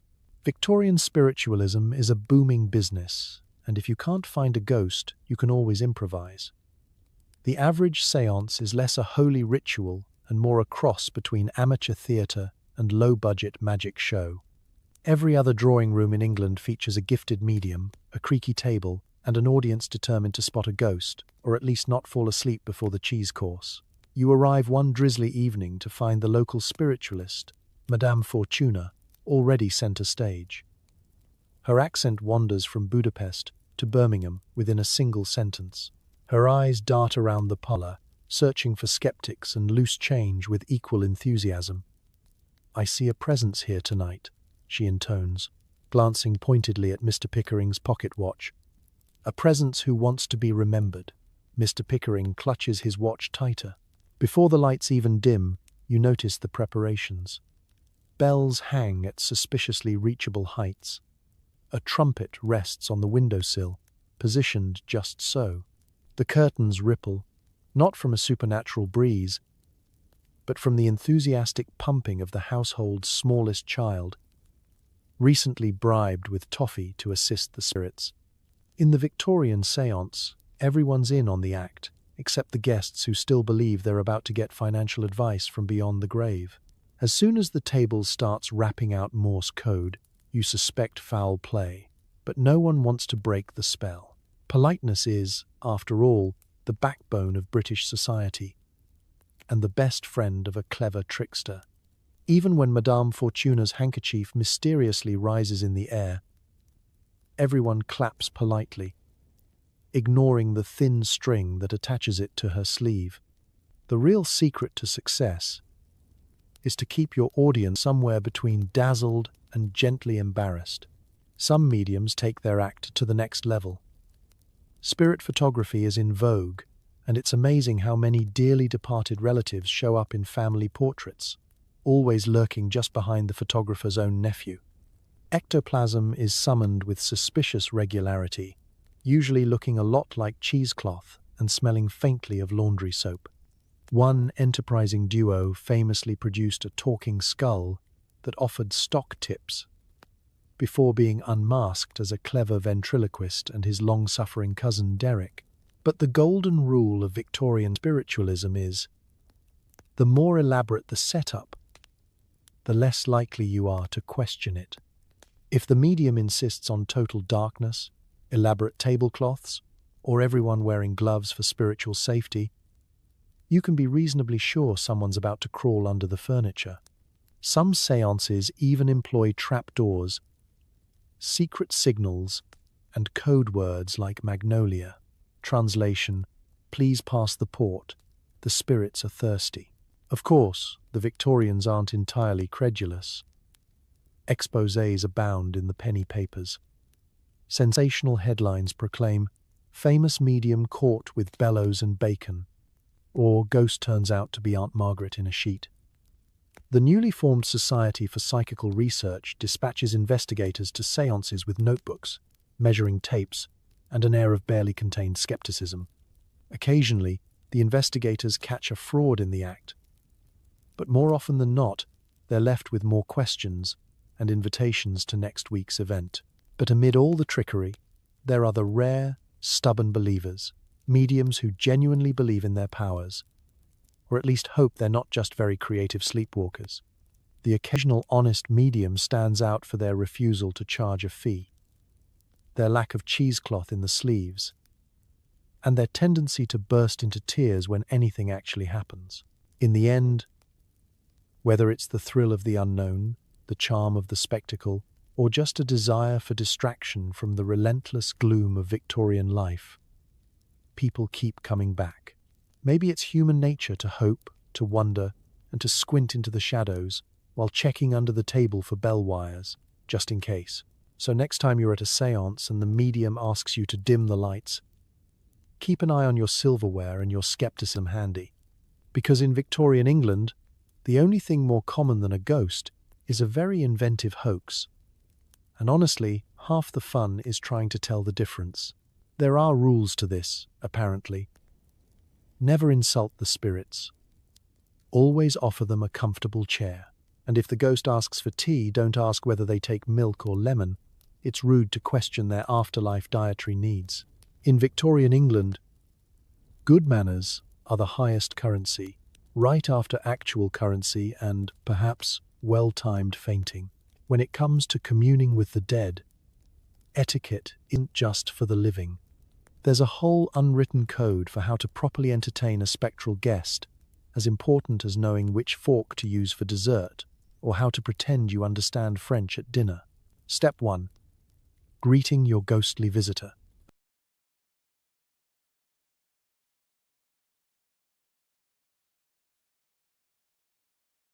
A polite good evening is essential, followed by the offer of a seat, ideally a cushioned one, though no one's quite sure if the dearly departed prefer velvet or horsehair. Tradition dictates you introduce yourself, state your business, and, if possible, make a little small talk about the weather in the afterlife. Ghastly, I'm sure. Anything less is considered unforgivably rude, and no one wants to be known as the host who snubbed a poltergeist. Seating arrangements matter. The most comfortable chair is reserved for the spirit, ideally by the fire and not too close to any mirrors. Mirrors, as every respectable Victorian knows, are notorious portals for awkward hauntings and bad hair days. Never, ever ask a ghost to stand in the corner. Even spirits appreciate a little dignity, and besides, you wouldn't want to risk a supernatural sulk, which, according to folklore, can last for centuries and cause all your houseplants to wilt. Refreshments must be offered, though it's best to err on the side of caution. Water, a modest biscuit, or a thimbleful of sherry are traditional. If the ghost asks for something more substantial, such as boiled mutton or the family silver, gently redirect the conversation. It's poor form to question the dietary habits of the deceased. And if a spirit requests a slice of cake, try not to serve the same flavor that hastened their departure in the first place. Conversation should be respectful, soothing, and, above all, never too personal. It's best to steer clear of how they died, unfinished business, or any mention of unpaid debts. Instead, discuss safe topics, recent weather, improvements in street lighting, or how much quieter the house is since the ban on public dueling. If a ghost brings up unfinished business, respond with a sympathetic nod and a non-committal, "How interesting." For the love of Queen Victoria, do not try to give the ghost advice on moving on. Nothing irritates a Victorian spirit quite like unsolicited afterlife coaching. Compliments are welcome, but never overdo it. Telling a ghost they look translucent and ageless is considered flattering. Asking for the secret to their skincare routine is not, and under no circumstances should you ask how long they plan to stay. Some spirits are just dropping in. Others have been haunting the drapes since the Crimean War. At the close of the evening, it's essential to bid your guest farewell in a mannerly fashion. Thank them for their company, wish them safe travels through the ether, and politely suggest that the cellar door is always open if they'd like to visit again. But don't get too enthusiastic. A spirit that feels too welcome may never leave, and no amount of sage will mask the scent of supernatural overstay. There's even etiquette for reporting your ghostly social calls to others. Always praise the spirit's good manners, never mention if they rearrange the furniture, and above all, avoid discussing any embarrassing mishaps. Like the time Aunt Prudence's spirit knocked over the punch bowl or got stuck in the grandfather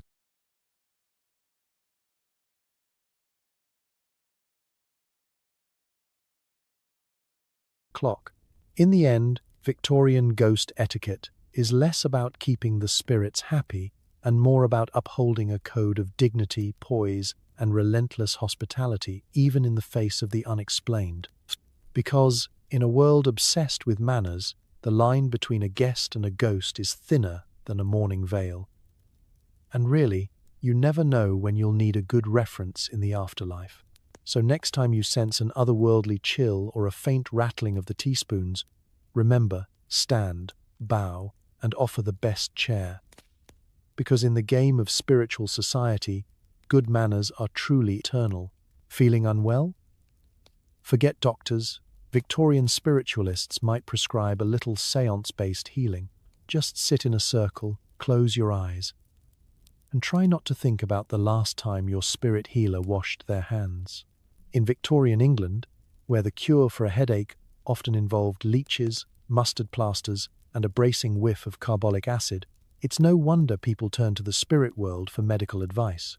If your local physician has run out of ideas and, frankly, patience, there's always a medium, clairvoyant, or magnetizer ready to diagnose your ills and channel a prescription straight from the great beyond. Tonight, you find yourself at a healing seance. The parlor has been transformed into a makeshift clinic, all flickering candles and lingering clouds of lavender water, which, your neighbor insists, wards off negative energy and possibly small rodents. Madame Euphrosyne, decked out in her healing shawl and enough bangles to weigh down a lesser mortal, stands at the center. Around her, a circle of hopeful, sniffling Victorians await their supernatural house call. The process begins with a collective deep breath, though not too deep, considering the questionable air quality. Each participant describes their ailment. The list is a symphony of the era's greatest hits. Gout, lumbago,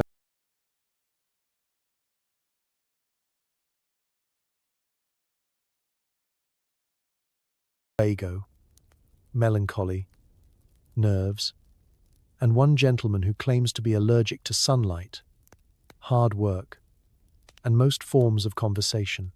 Madame Euphrosyne closes her eyes, invokes the healing spirits, and begins to sway. The rest of the circle tries not to sway with her. No one wants to knock over the brandy. Suddenly, her hand shoots out and lands on Mrs. Wigglesworth's shoulder. The spirits say your lumbago is the result of carrying emotional burdens, she intones. Also, perhaps, a very heavy handbag.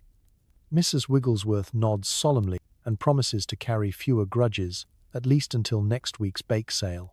Next, it's Mr. Pickering's turn. He's been suffering from gout and has already tried every known remedy, including cold compresses, warm compresses, compresses soaked in gin, and the careful avoidance of anything remotely fun. Madame Euphrosyne presses a hand to his forehead, mutters a few words in what might be Latin, and recommends nightly foot baths, accompanied by positive thinking and,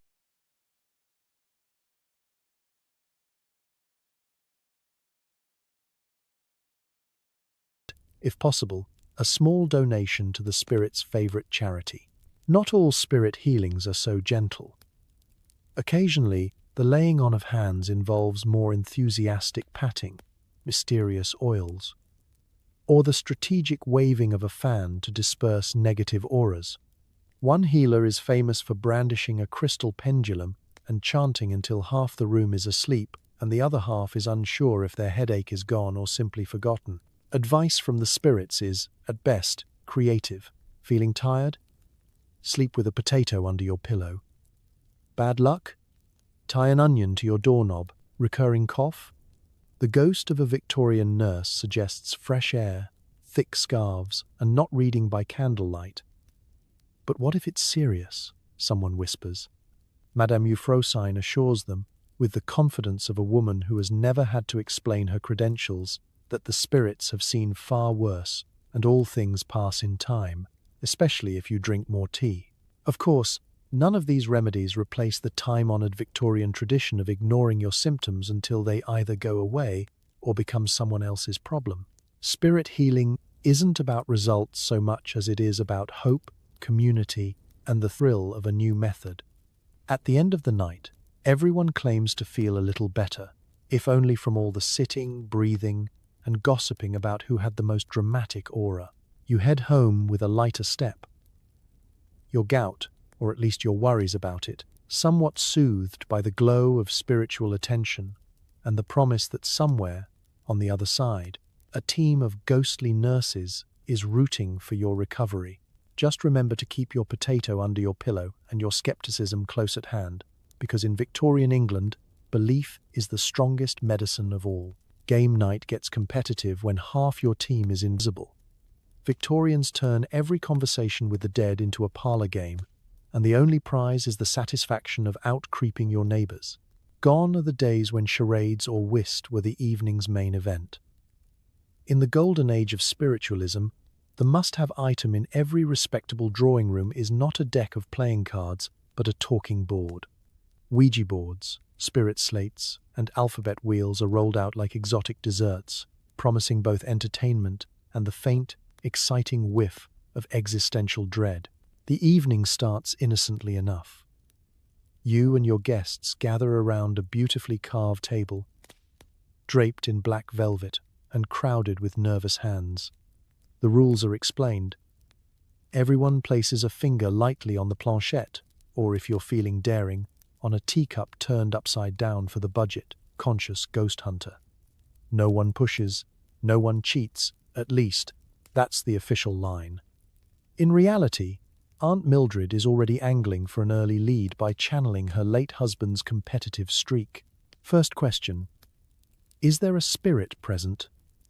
The planchette trembles, wobbles, and then, with just a hint of showmanship, slides over to yes.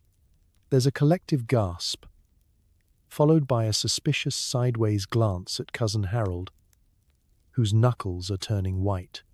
The board is suddenly alive with questions, each more urgent than the last.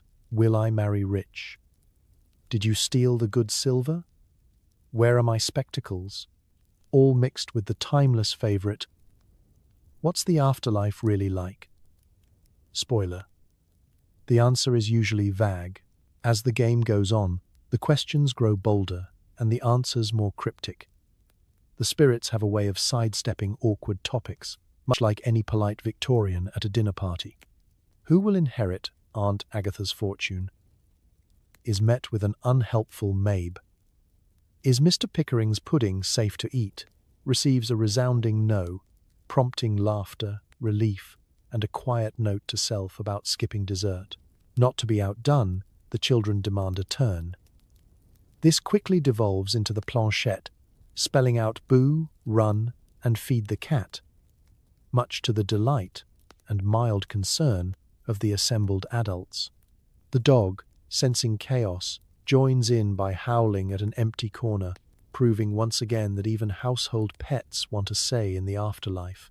Some families keep score, awarding points for the eeriest answer, the fastest spirit, or the most convincing shriek. There are rules against intentional cheating, but the dead are, by their very nature, hard to penalize.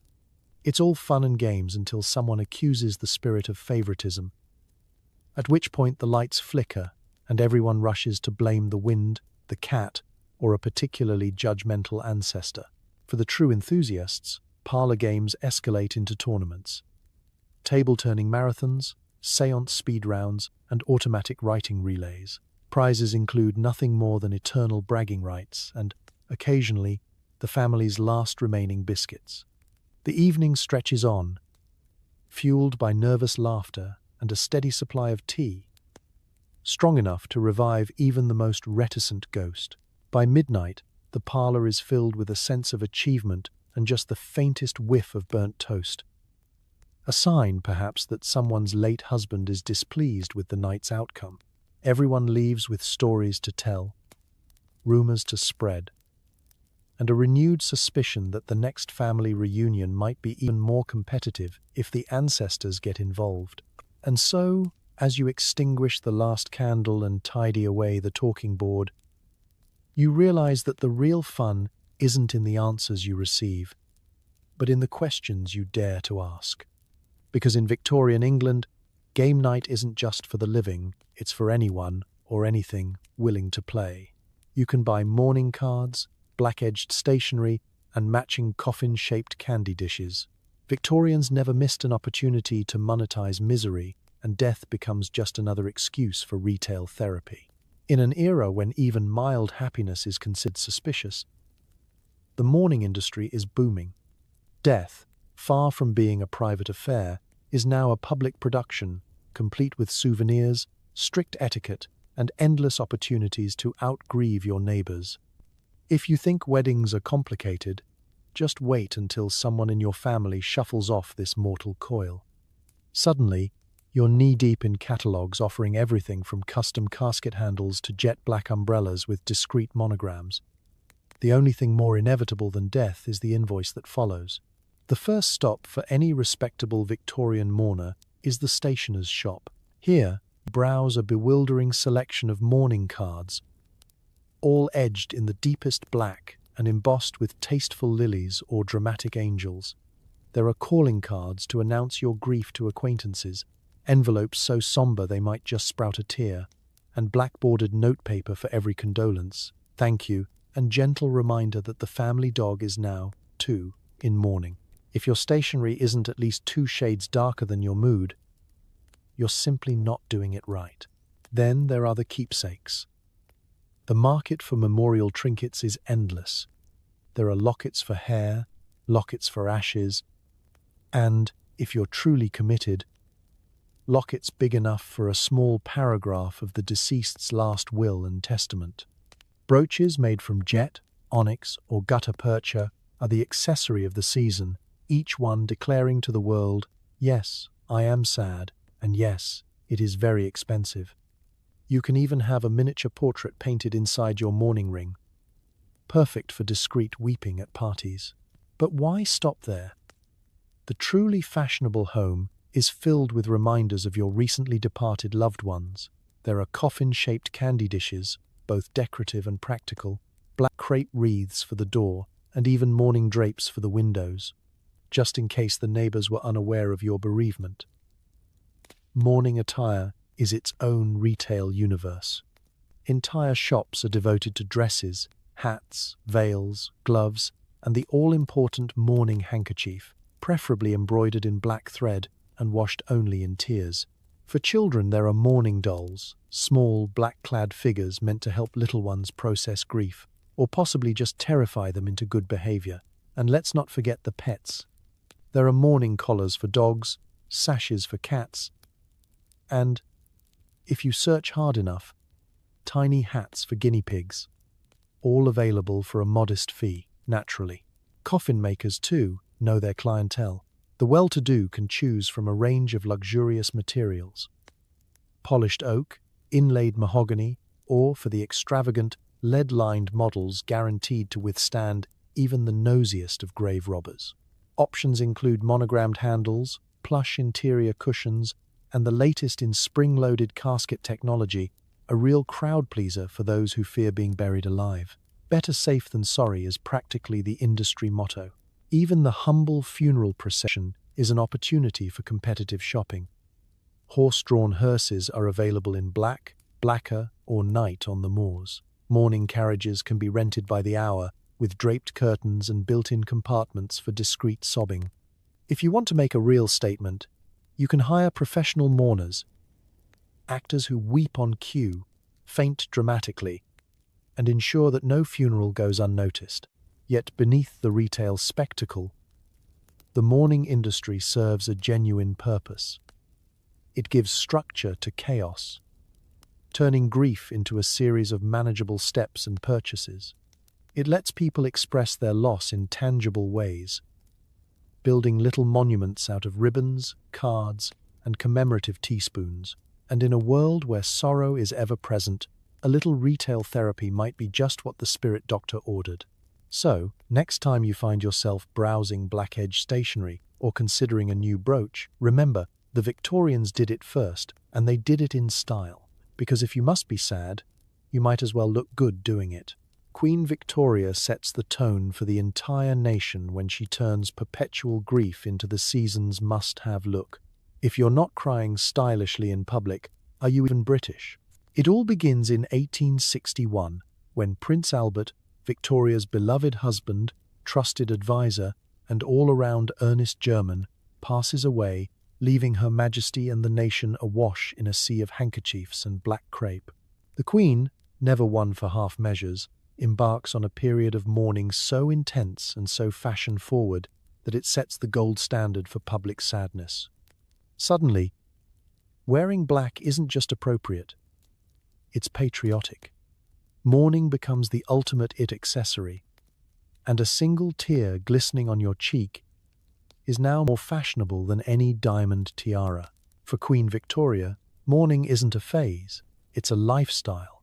Her wardrobe becomes a symphony of somber hues, jet, obsidian, and, for days when she's feeling wild, deepest charcoal.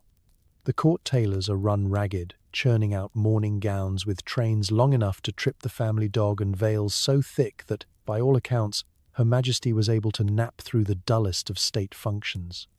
She insists on black jewelry, jet brooches, onyx rings, bracelets made from Albert's own hair. If you want to win the Queen's favour, forget about jewels, show her a piece of tasteful mourning stationery, and you're in. The public, never ones to let a royal trend pass them by, leap into mourning with the same enthusiasm they previously reserved for tea scandals and royal weddings. Shops overflow with mourning goods.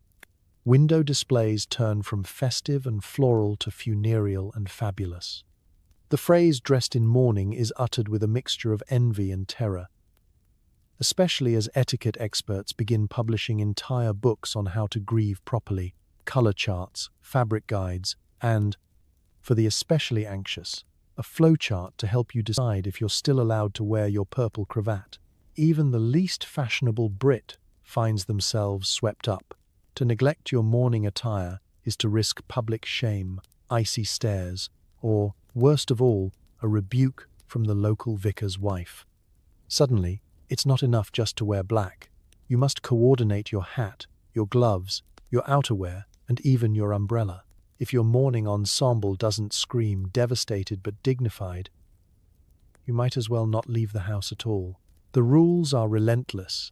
First mourning, full black, no trims, no fun, lasts at least a year. Then comes second mourning, a hint of grey or purple if you dare, and finally half mourning, when you're allowed to introduce something approaching colour back into your wardrobe, preferably something so subtle that only the keenest eye would notice. The process is so complex that some families employ professional mourning consultants, who, for a modest fee, will outfit you from veil to boots in a style suitable for both heartbreak and high tea. Victoria herself never fully emerges from her sartorial sorrow. For 40 years, she remains the world's best-dressed widow, a living emblem of national loss and stoic endurance.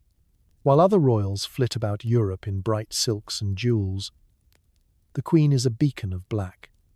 Artists paint her in shadowy elegance. Poets wax rhapsodic about her eternal veil. Mourning becomes not just a private sorrow but a shared social event, complete with rules, rituals, and the occasional retail opportunity. Underneath it all, there's something quietly powerful about this royal example. For Victorians, mourning is a way to connect through fashion, ritual, and a sense of collective feeling.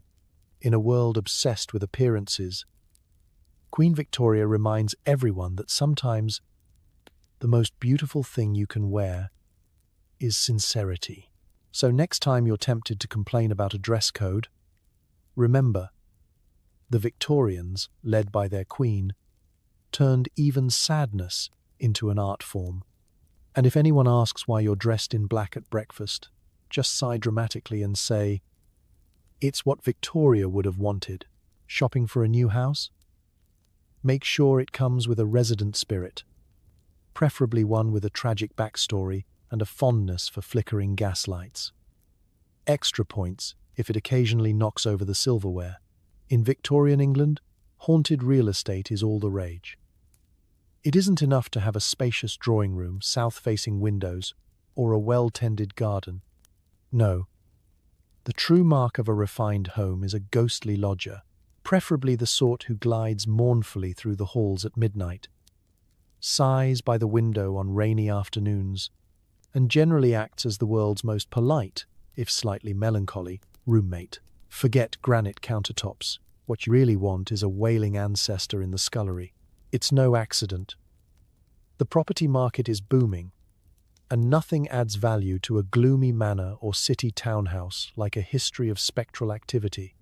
Estate agents, ever alert to the shifting tides of fashion, highlight every odd draft and unexplained cold spot as a selling feature. Charming pied-à-terre with period moldings, original fireplaces, and frequent supernatural visitations, the adverts say, as if ghostly interference is just another part of the plumbing. Viewings become a blend of house tour and ghost hunt. The owner, or their best friend,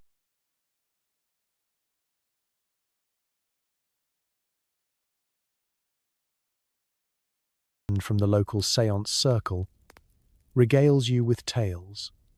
This was the old nursery, and on foggy nights you can sometimes hear the faint laughter of little Edith, who vanished with the family silver in 1812.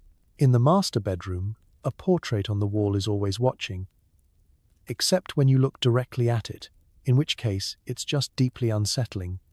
Oh, and if the cupboard door rattles at 3 a.m., don't worry, that's just Lady Fortescue, letting you know the weather's about to change. Haunted houses come with their own etiquette. Prospective buyers are expected to inquire politely about the ghost's habits. Are they the moaning type, or more the silent, looming sort? Have they ever appeared at tea? Is there a specific anniversary when you can expect the kitchen table to levitate? Practical buyers know to check for signs of a friendly ghost. Unfriendly ones can cause more than the occasional inconvenience. No one wants to discover a poltergeist with a penchant for throwing crockery every time you serve overcooked beef. But most Victorians secretly hope for the perfect resident spirit. The ideal ghost is tragic, tasteful, and not too noisy. It should have a good origin story, maybe an unfulfilled love affair, an untimely demise in the conservatory, or a mysterious disappearance involving a missing hat and a packet of questionable ham. Bonus points if it leaves cryptic messages on the mirror or occasionally corrects your spelling in the dust on the bookshelf. Neighborhood status can rise or fall depending on the quality of your hauntings. Mrs. Wigglesworth is the envy of the street thanks to her spectral coachman, whose clanking chains and distant whistling are the talk of every garden party. Mr. Pickering, not to be outdone, claims his hallway is occasionally home to a headless nun, though the evidence is mostly a draft and a smell of lavender that no amount of scrubbing can erase. The truly unlucky, of course, end up with a ghost who's just boring, a former tax clerk who only ever rearranges your newspapers. Real estate agents embrace the trend with glee. Haunted, but in a good way, their signs read: 2 bedrooms, 1 spectral presence, move-in ready. Even housewarming gifts reflect the fad: protective talismans, black candles, and the occasional jar of sage. For after that first awkward meeting, ultimately, having a resident ghost gives your home character a touch of drama and a reason to discuss inheritance law at dinner without anyone thinking you're getting ahead of yourself. Because in Victorian England, a good haunting is the ultimate property value booster. A blend of old-world charm, social cachet, and the distinct possibility that your teapot will float gently off the shelf when company arrives. So, when you next tour a gloomy old villa and hear a mysterious tap-tap-tap in the walls, don't run. Take it as a sign you've found a home with history, personality, and an extra guest, one who never outstays their welcome, but will always keep your life and your silverware interesting. Is it possible to actually prove a spirit's existence? Victorian scientists, philosophers, and a few over-caffeinated dogs are all on the case, armed with journals, tape measures, and a deep fear of the dark. Picture yourself in a chilly London laboratory, circa 1874. The walls are lined with shelves of leather-bound tomes. The air smells faintly of paraffin and unresolved trauma, and the mood is equal parts mad science and indoor camping trip gone wrong. This is where the greatest minds of the age gather to chase ghosts, like the world's most serious group of paranormal Boy Scouts, only with more tweed and somehow even less sunlight. At the center of the room stands the Society for Psychical Research, a grand name for a club where philosophers, doctors, and suspiciously eager journalists try to answer the big question, what happens when you die? They approach the mystery with every tool at their disposal. Some set up elaborate traps involving flour on the floor to catch invisible footprints, glass bells to catch invisible hands, and thermometers to see if ghosts prefer a bracing draft. The evenings begin with high hopes and low lighting. Everyone takes turns peering through monocles, scribbling notes, and arguing over the best way to interview a spirit. A philosopher insists on using logic to trick the dead into revealing themselves, while a surgeon from Birmingham believes the answer is to wire up a séance participant to a galvanometer and watch for electrical surges. The family dog, dragged along for control purposes, alternates between barking at empty corners and falling asleep on the coldest patch of floor, which everyone secretly suspects is haunted. Experiments grow ever more creative, and sometimes ever more desperate. There are measuring tapes stretched across doorways to see if spirits can slip by unnoticed. In one memorable session, a medium is placed in a sealed glass box to prove she can summon spirits without using her feet. The experiment ends with the medium sneezing, the box fogging up, and everyone agreeing to write up the results later. A philosopher claims to have invented a spirit scale, able to weigh the soul as it leaves the body. All it manages to weigh is a passing cat and a tray of sandwiches. At least once a month, the newspapers publish a breathless report. Eminent scientist photographs, actual ghost. The photo is always, without fail, a blurry smudge, a trick of the light, or the photographer's own thumb. Still, the public eats it up. If science can put a man on a steam-powered tricycle, why not capture a Victorian poltergeist on film? Hope springs eternal, along with skepticism and the occasional, exasperated sigh from a wife, waiting for her husband to return from another all-night haunting. For every serious investigator, there's a rival group of pranksters, bent on exposing frauds and hoaxes. They sneak into séances armed with magnets, rubber tubing, and scientific skepticism, only to leave rattled when a bell rings unexpectedly or a cold draft chills the room. More than one ambitious debunker ends up convinced, or at least convinced that the living can be just as mysterious as the dead. But despite all the gadgets, graphs, and heated debates, no one quite manages to pin down the truth. Spirits, it seems, are experts at dodging scientific scrutiny, appearing only when the notepads are closed, the cameras are pointed elsewhere, and the dog is asleep. The afterlife, much like the Victorian railway timetable, remains infuriatingly elusive, and yet the search goes on. Night after night, by candlelight and under the watchful gaze of their monocled peers, Victorian truth-seekers scribble down every rattle, chill, and odd shadow, not because they expect definitive proof, but because the quest itself is strangely comforting. Maybe the greatest discovery isn't the spirit, but the stubborn hope that something more, waiting just out of sight, somewhere in the flicker of the gaslight and the pages of a very enthusiastic lab notebook. As you drift off to sleep, you realize that the Victorians' quest to keep in touch with the dead was really just a way to feel less alone. In a world full of strange gadgets, spooky stories, and questionable advice from the afterlife, maybe we're all still looking for a little comfort in the dark. The séance tables have been packed away, the mourning veils folded into mothball-scented drawers. But the longing lingers. Victorian England may be long gone, but their peculiar brand of hope endures. The hope that the veil can be lifted, that someone on the other side is still listening, and that maybe, just maybe, there's a message waiting in the creak of a floorboard or the flicker of a candle. Even if you don't believe in ghosts, it's hard not to find yourself wishing, sometimes, that your ancestors could peek in just to see how badly you're folding the fitted sheet. Our fascination with the afterlife has simply adapted to the times. The Ouija boards and spirit trumpets might gather dust, but now we have ghost hunting TV shows, late-night podcasts, and apps that promise to detect unusual energy fields but mostly pick up your neighbor's Wi-Fi. People still leave out offerings for the dead, though these days it's more likely to be a glass of wine at the family altar, or a slightly burnt piece of toast set aside in the hope that Grandad's spirit is still hungry. The Victorians left us a legacy of curiosity, and not a small amount of good-natured mischief. They turned the business of talking to the dead into a proper pastime, complete with etiquette guides, special outfits, and more accessories than a steampunk convention. But for all the cheesecloth ectoplasm and mysterious wrapping, the real miracle was how these rituals brought people together. Families gathered, neighbors talked, even the shyest guest at a party found themselves included in the game of "What's that strange noise coming from the attic?" It wasn't really about the ghosts.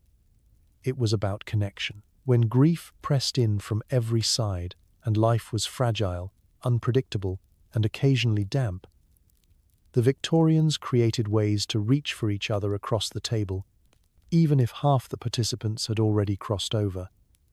Sitting in a circle, hands barely touching, everyone could pretend, if only for a moment, that nothing and no one was ever truly lost. And so the obsession never really ended. We still love a good ghost story. We still pause when a floorboard creaks in the night, half hoping, half fearing that something is there. We invent new technologies, write new stories, light candles for ancestors, and sometimes, quietly, in the dark, whisper questions to the ones who've gone before us. Even our anxieties are recycled. The Victorians worried about angry spirits if they forgot to mourn properly. We worry that we're haunted by old texts and unread emails. Their mourning jewelry has become our cherished keepsakes. Their midnight seances have become sleepovers with scary movies and a flashlight under the chin. But if the Victorians taught us anything, it's that it's perfectly normal to want a little comfort from the unknown.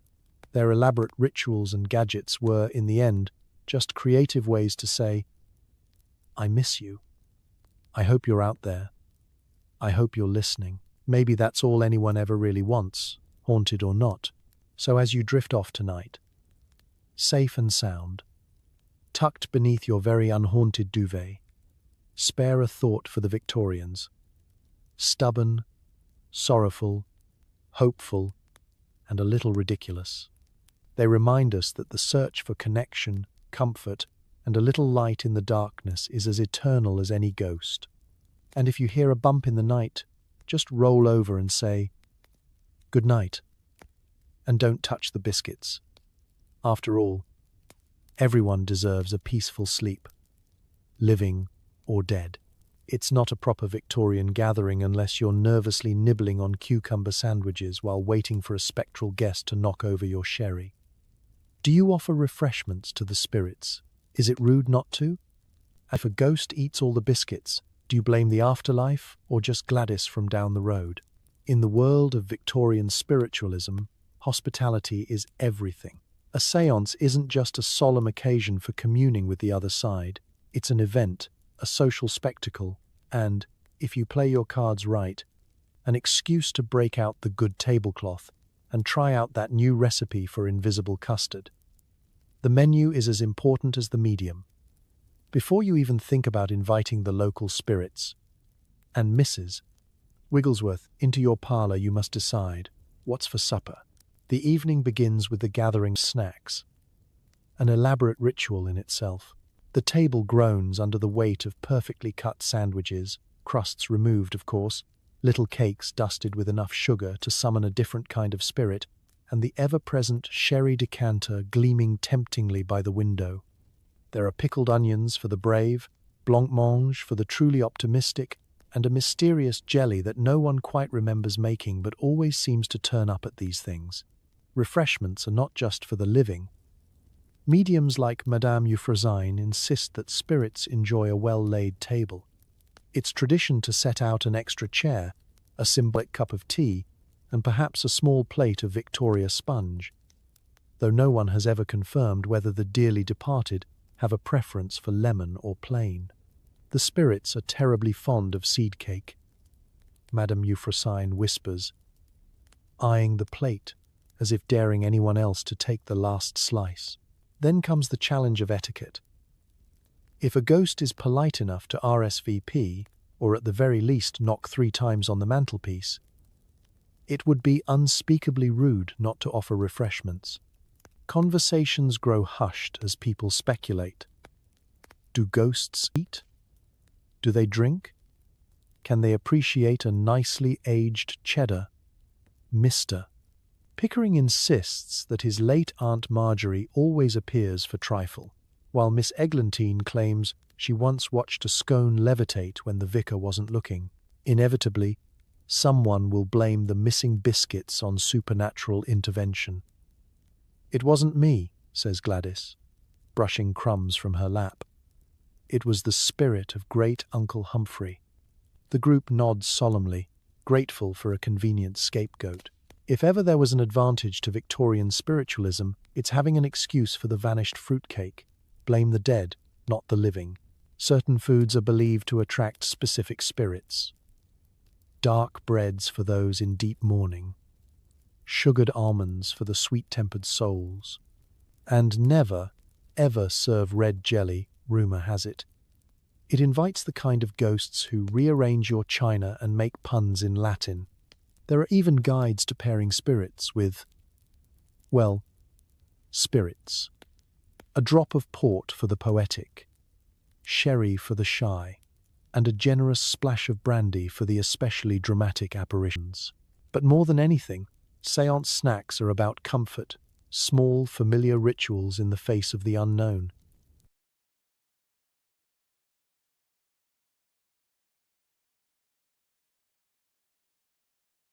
When the candles flicker and the medium murmurs, it's nice to have something to hold on to, even if it's just a slightly stale Madeleine.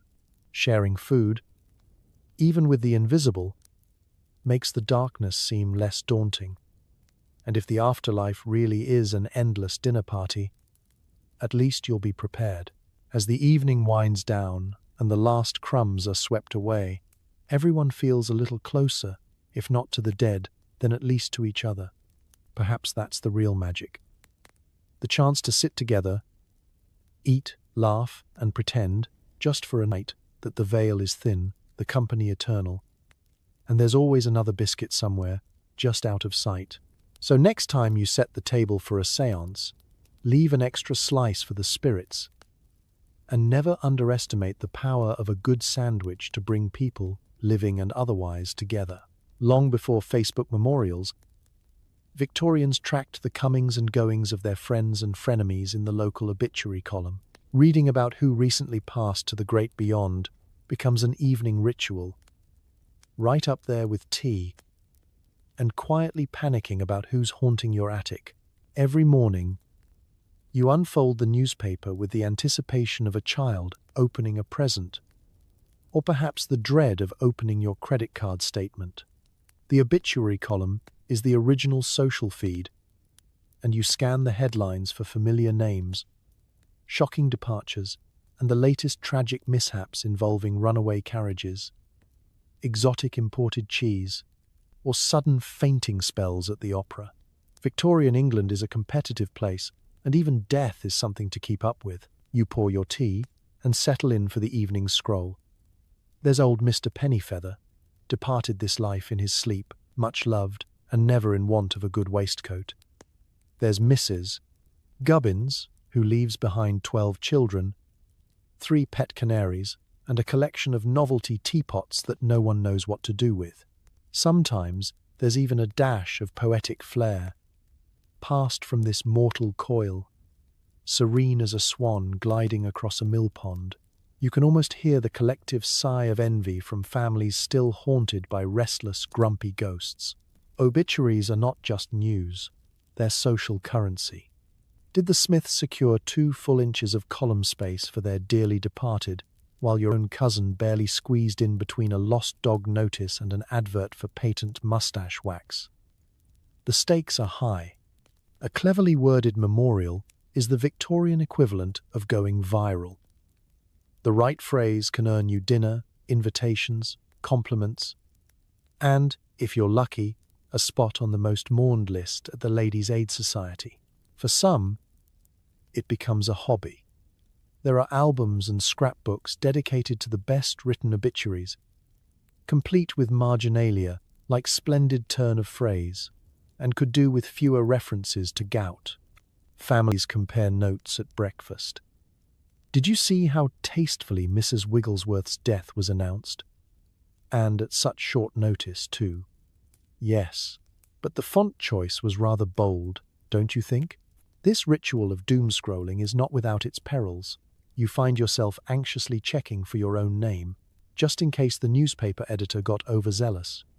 And there's the occasional awkward moment at a party, when you congratulate someone on their lovely tribute, only to find out their great-aunt Beatrice is, in fact, still alive and halfway through her morning kippers.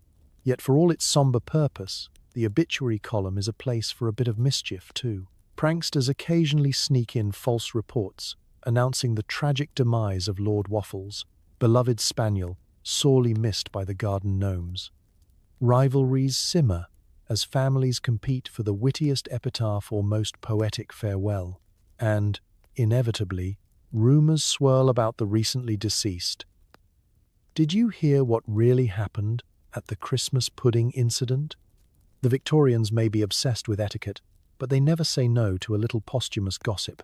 But beneath the layers of drama and social jockeying, there's something soothing about this nightly ritual. Reading obituaries is a way of keeping track, not just of who has left, but of who remains, and how we choose to remember. The names, dates, and stories stitch together a community, offering comfort, closure, and sometimes the odd chuckle at a well-placed pun. So, as you finish your tea and fold the paper, you're left with the peculiar peace of knowing who's still around to haunt the next garden party. The attic remains suspiciously creaky, the teapot collection ever more mysterious, and tomorrow's news promises more tales from the great beyond. Because for the Victorians, as for all of us, the end of one story is simply an invitation to keep reading. Victorian spiritualists were convinced that pets could sense ghosts, and possibly even channel them. If your dog stares into the corner for hours, is he communing with a long-lost soul or just plotting to eat your slippers? Either way, you start treating your goldfish with a lot more respect. Pets in the Victorian household are more than just companions. They are supernatural security systems with fur, feathers, or occasionally very slippery scales. Every parlour has its own collection of animals, each suspected of harbouring a sixth sense and a keen interest in the affairs of the afterlife. As a responsible Victorian, you're expected to pay close attention to your animal's behaviour, if only so you have something to blame when the curtains rustle and your biscuits disappear. Let's start with the dog. Fido is the family barometer for ghostly goings-on. One minute he's napping under the sideboard. The next, he's on full alert, ears perked, staring into the corner with such intensity that you wonder if he's channeling the spirit of an ancient sheepdog or simply waiting for someone to drop a sausage. The Victorians hold firm to the belief that a barking dog is never just barking at nothing. It's always a warning. Beware, there's a ghost behind the umbrella stand. Or perhaps, beware, there's a spider. Both equally terrifying. Cats, of course, are another matter. Every feline in Victorian England is assumed to be part ghost already. Midnight prowls, sudden hisses at thin air, and those long, unblinking stares at the empty hearth, all are taken as evidence that your cat is either on very familiar terms with the spirits or is plotting to overthrow the household. Some families even claim their cats have guided them safely through haunted rooms or delivered cryptic messages from deceased relatives. If your cat coughs up a hairball on the anniversary of Great-Uncle Reginald's passing, well, who are you to argue with fate? Parrots, budgerigars, and canaries also play their part. The more loquacious the bird, the more likely it is to pick up a phrase from the afterlife, sometimes a loving hello, other times a chilling get out. Nothing livens up breakfast quite like your parrot suddenly mimicking the cough of a long-dead grandparent. It's unclear whether the bird is truly channeling the departed or just showing off. But either way, you resolve to mind your language around the cage. Goldfish, too, come in for their share of supernatural suspicion. Victorian magazines feature earnest advice columns debating whether a goldfish's sudden leap or a mysterious bubble pattern is a sign from the other side. Miss Eglantine down the street swears her fish swim in the shape of her late aunt's initials every Thursday. And there's always a lively debate at tea about whether that means the spirits are pleased, displeased, or simply fish illiterate. For the spiritualist, a pet's reaction during a séance is vital. Does the dog whimper when the planchette moves? Does the cat refuse to join the circle? Does the parrot chime in with, "Don't trust the medium," at a crucial moment? All signs are noted with grave seriousness and, if possible, entered into the séance ledger. Should any animal leave the room in a hurry, the group agrees this is the ultimate endorsement, or a reminder that someone has left the kitchen door open. Even the skeptical Victorians can't help but watch their animals with newfound reverence, just in case the family guinea pig is, in fact, a tiny furry oracle. Pet collars are occasionally engraved with protective symbols, and the odd guinea pig might find itself adorned with a black mourning ribbon for luck. So next time Fido barks at the wall, or your goldfish seems particularly philosophical, don't scold. Offer them a polite good evening, a little extra biscuit. And, just in case, check the corner for visitors from beyond. In the Victorian age, you never know who or what might be passing through. As we drift quietly back from the flickering candlelit parlours of Victorian England, take a slow breath and let the last hints of ectoplasm fade into the night. You've survived another wild evening of mysterious rapping noises, earnest mediums, and enough black lace to curtain an entire opera house. And you did it all without accidentally summoning a ghostly accountant to audit your dreams. Let's take a moment to honor those stubborn Victorians who stared death in the face, shrugged, and decided to invent a new hobby: chatting up the dead, just to make the darkness a little less lonely. They layered meaning and ritual onto grief, wore sadness like a uniform, and built an entire industry around their desire for comfort, connection, and, let's be honest, a really good party trick. So tonight, as you settle into your warm, ghost-free bed, maybe whisper a quiet thank you